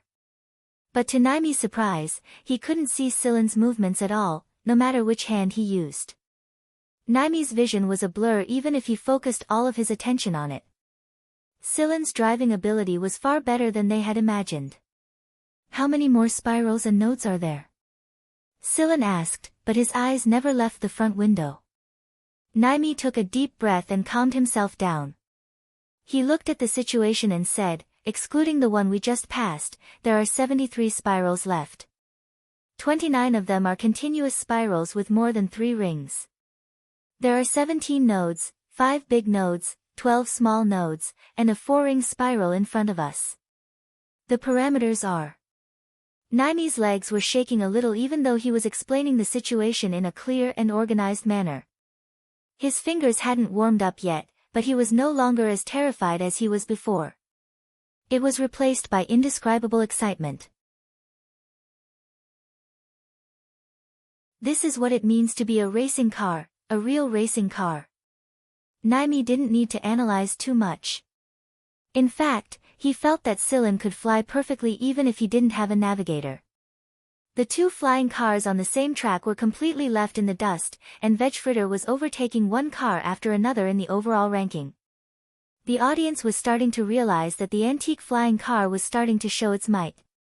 When there were 33 spirals left on the red track, Vegfritter was at 41st place. When there were 19 spirals left on the red track, Vegfritter was at 11th place. When there were 7 spirals left on the red track, Vegfritter was only behind the top 3 seeds and was at 4th place. Right now, the spectators outside the track and elsewhere were going crazy. First, it was the red track, and it was known as the unluckiest track of this term. Second, it was an antique, Vegfritter, that was said to have been abandoned by history a long time ago. Third, it was because no one had ever heard of this dark horse before. All the flying cars and racers who were invited to the Winds of Freedom had participated in a lot of relatively influential races in their respective star regions before they were invited to participate in the Winds of Freedom. Everyone more or less knew about such a character, but this racer was so unfamiliar that no one had ever heard of him before. This wasn't an illusion. Everyone had been paying attention to Vegfritter since it caught up to them, far more than they had been paying attention to the top 3 seeds. It didn't look like a human could pass through the spirals and the nodes at that speed. At the very least, no one had ever seen such a thing happen in their lives. Is he cheating? Someone asked. How can anyone cheat like this? Can you show me? This is too fucking unbelievable. According to the original plan, Zhen Xingming's group was supposed to move to the next circuit midway through the race. However, Silen's Vegfritter showed off its might one after another, so Zhen Xingming's group decided to stay where they were. This was the only place where they could watch Vegfritter's surveillance footage and analysis. At first, no one was willing to leave, but as the race progressed, no one asked to leave anymore. Zhen Xingming stepped on the mountain of shelves at the edge of the stands and pointed at Vegfritter's footage with one hand on his waist and the other. He announced loudly, "See that? That's my bro." This sentence was obviously meant to show off, unlike the previous one which was mainly a warning. There were 3 spirals left on the red track, and it was impossible to say who would be the first one to make it out of the red track. There were more races left on the red track than the other 3, but no one could say for sure right now. Everyone sped up and fought to be the first to make a good start. Naimi's heart was pounding as he stared at the ranking and the race map on the screen. He didn't say anything to Silen, and Silen didn't ask how many races were left either. He simply charged out of the red track at high speed. He knew the rest of the race and the curves. Whoosh, there wasn't much of a difference in the time it took for the 4 flying cars to charge out of the passage at the same time. Arrow's flying car was the first to do so, Spearhead's flying car was the second, Silen's Vegfritter was the third, and Lightning's Crescent Moon was the 4th. These 4 flying cars stirred up the audience's emotions. The 5th car was still some distance away from the first 4 cars.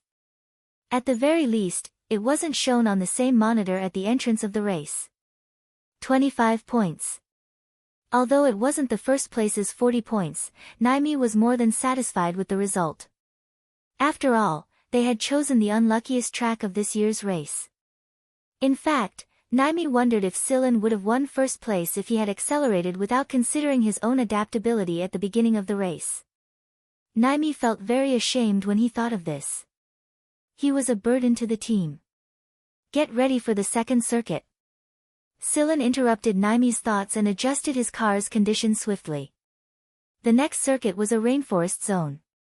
2 walls of light were separated by 100 meters of distance, and there was a height restriction after the official second circuit. This meant that the race would be much more difficult than before. After rushing out of the passageway of the first stage, everyone knew their ranking and the ranking of the others. However, they didn't have much time to express their thoughts. Everyone was trying their best to rush to the second stage, and this was the time to close the gap with the others. However, when everyone gathered at the same track at the same time, they discovered an obvious problem. The Vegfritter charged forward like a bolt of lightning. It was so fast that everyone who saw it without the aid of a monitor couldn't help but feel goosebumps all over their bodies. Had that guy always raced at that speed? Arrow, Spearhead, and Lightning Seed sped up in unison after being imaged by Sillin's Vegfritter. In the past, they were the only 3 pilots, so they wouldn't charge at full speed according to strategy. But now that an extreme guy was charging ahead of them, their pride wouldn't allow them to do so. As a result, the distance between the top 4 and the rest of the racers gradually widened. Some of the unlucky ones who had chosen a worse track were also chasing after them at full speed. Everyone's ranking was changing except for the top 4. Tobia and Xiao Su's pyramid flying car was in the 30s when they exited the track, but it was now 28. They hoped that they could push a little further into the second circuit. Sillin was currently ranked first, but Naimi could see that Sillin's expression hadn't changed since the start of the tournament. It was something that Naimi admired very much. He guessed that Sillin was either a legendary expert or a robot. Otherwise, there was no way he could remain so calm. Didn't he say that he had never participated in a race of this level before? The second circuit started just like Sillin's test drive. They flew a certain distance away from the forest. The 3 cars behind them prepared to activate their special sound waves and magnetic waves at the same time. These waves would affect the rattan trees and birds, so they only needed to deal with a few of them. But Sillin was different. The waves Sillin ordered Vegfritter to release were at the same frequency that everyone thought was useless. It was the same frequency that the isolation net emitted, and it would keep the animals away from the area and focus on the plants. Most of the time, plants caused more trouble than animals. That was why the people who received Vegfritter's waves didn't understand why Sillin was doing this. But they understood the reason in the next moment. After Vegfritter released its frequency, the giant bird that was flying towards them turned around and flew towards the other flying cars. The rattan trees and some of the moving plants below them also started to move. It was at this moment a ring of jagged wrist blades popped out of the edge of Vegfritter. The jagged edges spun and cut through the vines that were hurled at them in an instant. At the same time, the surface of the flying car turned incredibly smooth after a flash of lightning. Some of the plants that managed to avoid the jagged edges slid off the flying car because their cilia weren't strong enough to hold onto the car. Only plants with leaves that looked like suction cups managed to wrap around the flying car, but the jagged edges of the flying car would be able to cut through the vines if it tilted the slightest bit. That was why Vegfritter was able to cut off the rattan trees wherever it flew, and the culprit was able to escape without a moment's delay. This was the plan they had discussed, but Naimi felt that something was wrong. It was different from what he had imagined. It was even faster than he had expected, and the pressure from the people around him was making him very uncomfortable. Sillin wasn't racing, it was more like he was venting. Naimi didn't understand why Sillin was acting like this, and he didn't dare ask. Right now, he thought that Sillin was terrifying. Although he was expressionless, serious, or smiling, he still felt unusually dangerous. Sitting less than half a meter away from Sillin in the navigator's seat, Naimi didn't dare to breathe too loudly. He didn't need to give any flying advice, because Sillin might be more familiar with the terrain and environment than he was. Or maybe Sillin didn't care at all, and he treated everything the same way no matter where he flew or who blocked his way. Vegfritter's jagged edges resonated with a lot of flying car enthusiasts. They didn't care if the design would affect the car's flying ability, but it was a scene that made many young racers' blood boil. Some people chose to dodge the rattan trees, and some chose to face them head-on. However, the latter would undoubtedly slow down the car, and it was a difficult choice to make. That being said, this gear-shaped design might be a good choice. It wouldn't slow them down too much, would it? Can't you see that I'm still flying as fast as I can? Vegfritter had to be very fast, but it wasn't flying in a straight line. Instead, it was flying in a curved line, and the car's tilt would change constantly to make sure that no tree branches would wrap around it. The car's surface was smooth, but it couldn't stop the suction cups and some of the more unusual plants from passing through. Every flying car was equipped with some machinery to deal with unexpected situations. There were also band saws and gears, but they were all small gears that popped out of the car and weren't as effective as Vegfritter's. Vegfritter was as slippery as a fish in a sea of trees. It slipped out of the tentacles of a predator, and bit if it couldn't.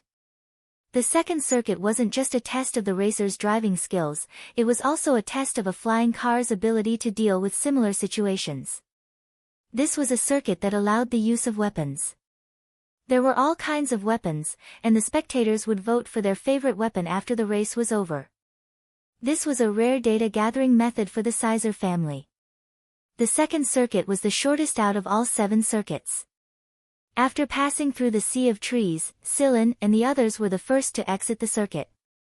Spearhead's flying blade was second, Lightning's crescent moon flying car was third, and Arrow's flying shuttle flying car was fourth. Just like before, the 4 flying cars weren't too far away from each other, especially the 3 flying cars behind them. Vegfritter and the other 3 flying cars were just a little bit bigger in comparison to the rest of the group. This was the advantage and disadvantage of different car models.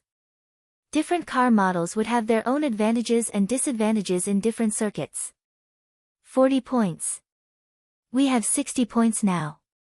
Naimi was very happy, but he didn't get carried away just yet. After all, only 2/7 of the circuit had passed. It didn't take long for them to enter a dark world after passing through the sea of green trees. A pillar of mud shot high into the air, signaling the start of the 3rd circuit. This was the dirtiest circuit of the race. After all the flying cars had flown out of the forest, 2 people appeared at a corner of the forest and said something to each other before vanishing into thin air. The only sound left behind was the rustling of footsteps.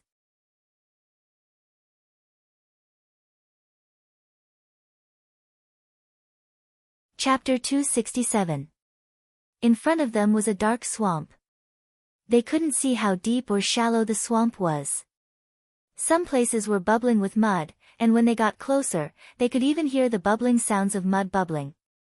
The tall mud pillars were only sprayed out from the deeper parts of the swamp. The mud was very dense and viscous, so it would be very troublesome for the flying vehicle to be sprayed with it. If the mud couldn't be brushed off in time, the vehicle's speed would be affected, and its balance would be destroyed. Sillin drove the car through the mud pillars. Tilting the car to a certain angle would give it more space to dodge the mud pillars. The 3 cars behind them were in hot pursuit, and the other cars were gradually catching up to them. Perhaps their disadvantage was over, and the people behind them would catch up to them. Every stage was a new ranking process. There were a lot of racers who hadn't gotten a single point yet, but they weren't anxious. They were obviously veterans, and they knew which stages were their strengths and which were their weaknesses. As long as the flying vehicle wasn't destroyed, there would always be a chance for them to make it to the top. We have 65 points right now. The 3rd place of the Rainbow of Beginnings has 25 points, and the 1st place of the 2nd circuit has 40 points, so there's no need to rush. We just need to play it safe, Naimi said. Sillin replied with a "mn" to indicate that he understood. Naimi used the car's omnidirectional cameras to search for hidden dangers, places that would make it easy for the car to accelerate, and points that needed attention to be paid to Sillin. There was no need for him to explain anything else. Sillin could do it all by himself. When one of the mud pillars collided with the other pillar that was shooting out diagonally, the mud inside the two pillars erupted in two different directions and covered the entire area. No matter what happened, Sillin's flying car would be splashed with mud no matter what. The brownish-black mud slammed against the flying car, leaving clear traces of high-speed splashes. A white light flashed, and the splashed mud on the surface of the flying car instantly froze at an ultra-low temperature. Then, the surface of the flying car was shattered by the supersonic shattering effect of the flying car's surface, turning it into powder and flying away from the car. This was a common method used by flying cars, and some of the cars behind them used a similar method. However, it wouldn't be so easy for some unlucky racer to crash directly into the mud pillar. If they didn't react in time, they would be stuck to the mud pillar, and the enormous pressure and stickiness would drag them straight into the swamp. Naimi felt that Sillin was a lot calmer than he was in the rainforest. Maybe it was because he hadn't calmed down from the start of the race. The flying car's dodging skills were very good, and there were many times when Sillin was able to slip through the gaps between three mud pillars. Although he couldn't avoid getting splashed with some mud, it was still better than the flying cars behind him that crashed into the mud pillars as long as he could stabilize the car. Spearhead's flying car had caught up and overtaken Vegfritter, but Sillin didn't look like he was going to speed up. Then, Arrow and Lightning's leading cars overtook him. Naimi noticed that Sillin's expression was the same as before. He didn't look pleased with himself when he was at the front, nor did he look anxious after being overtaken. Again, the guy was as calm as a robot. Although Sillin's eyes were staring straight ahead, Naimi felt that there was something else hidden in Sillin's eyes. If Sillin was filled with a long-suppressed emotion back in the rainforest circuit, then it was an unfathomable depth to him right now. It was like flying away from a planet and looking at the endless starry sky. Still, Naimi sat obediently at his seat and checked the layout of the circuit, reminding Sillin when necessary. Sillin didn't give chase immediately after he was overtaken. The leading car would be under a lot more pressure, and there was still some distance to go until the end of the circuit. That was why he maintained his original speed until he reached the back of the swamp. It was enough for him to stay in fourth place. He had already adapted to the environment and climate here. Every mud pillar would tremble slightly before it erupted, and he could feel the tremors through the flying car. He was able to determine where the eruption was coming from, what the general angle was, and how much it was going to erupt. Then, he could react accordingly. He was like a carbon-based robot. His brain was performing calculations at every moment, and he was able to sense the energy fluctuations much better than Naimi's. It was exactly because he didn't understand how Sillin was able to react so accurately in such a short period of time that Naimi thought Sillin was amazing. It was at this moment the spectators finally realized that the three-seated cars weren't the only ones fighting for the championship. The darkest black horse of this race, the antique Vegfritter, was also involved. The sprinting process was also a process of increasing the distance between the other cars. The first four cars had already pulled away from the fifth place by a bit, and there was no gap between them at all. However, three mud pillars suddenly erupted at the end of the circuit and converged at the top in a claw shape.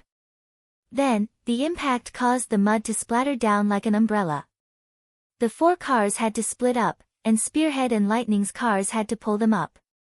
Below them, Vegfritter and Arrow's cars had to look for an opening to pass through. It was through this different method that the top four of this segment were decided. Arrow was first, Sillin's Vegfritter was second, and Spearhead was fourth. Naimi finally let out a sigh of relief after he charged out of the circuit. Second place wasn't too bad. He was expecting third or fourth place, and this was more than enough. There would be a repair shop set up at the end of every circuit, and every racing team had their own repair shop there. However, the first two circuits were only the beginning, so most of the flying cars hadn't stopped for maintenance yet. Now that the third circuit was over, some flying cars finally started flying over for quick maintenance. After all, there was no room for error in the next circuit. A flying car had to have a self-detection index of 9. 5 or above, not even 9. 0. The first 4 flying cars didn't stop. They all sped up and charged forward. The dark swamp and the miasma at the bottom slowly disappeared as well. The 4 cars made a big turn and flew in a different direction. There was a hint of white on the horizon, and the temperature display on the flying car told him that it was getting colder the further they flew. It was because that was the planet's polar region. He stuffed an energy supplement into his mouth, chewed on it, and gulped down the water Naimi passed him. Silen looked into the distance and estimated that it would be night by the time they reached the polar region. The drivers and navigators took advantage of this time to replenish their energy. The navigators explained the general situation of Saida to the drivers and confirmed some countermeasures. The navigators also had another role, and that was to calm the drivers' emotions. They had to keep them in a stable state no matter how good or bad their results were in the previous circuit. Just as Silen predicted, night had fallen by the time they reached the 4th circuit, the snowy glacier. The starry sky looked great, but the wind on the ground was the most disharmonious. The wind blew the snow that had fallen on the glacier all over the place. It wasn't snowing, but it looked even worse than snow. It was a snowstorm that didn't come from the sky. There were also some tiny pieces of ice mixed in with the wind, and it was very easy for a high-speed flying car to experience the same situation as Tobia and the others last time. Because the surface of the car wasn't protected properly after repeated collisions, the parts would loosen and cause a series of reactions.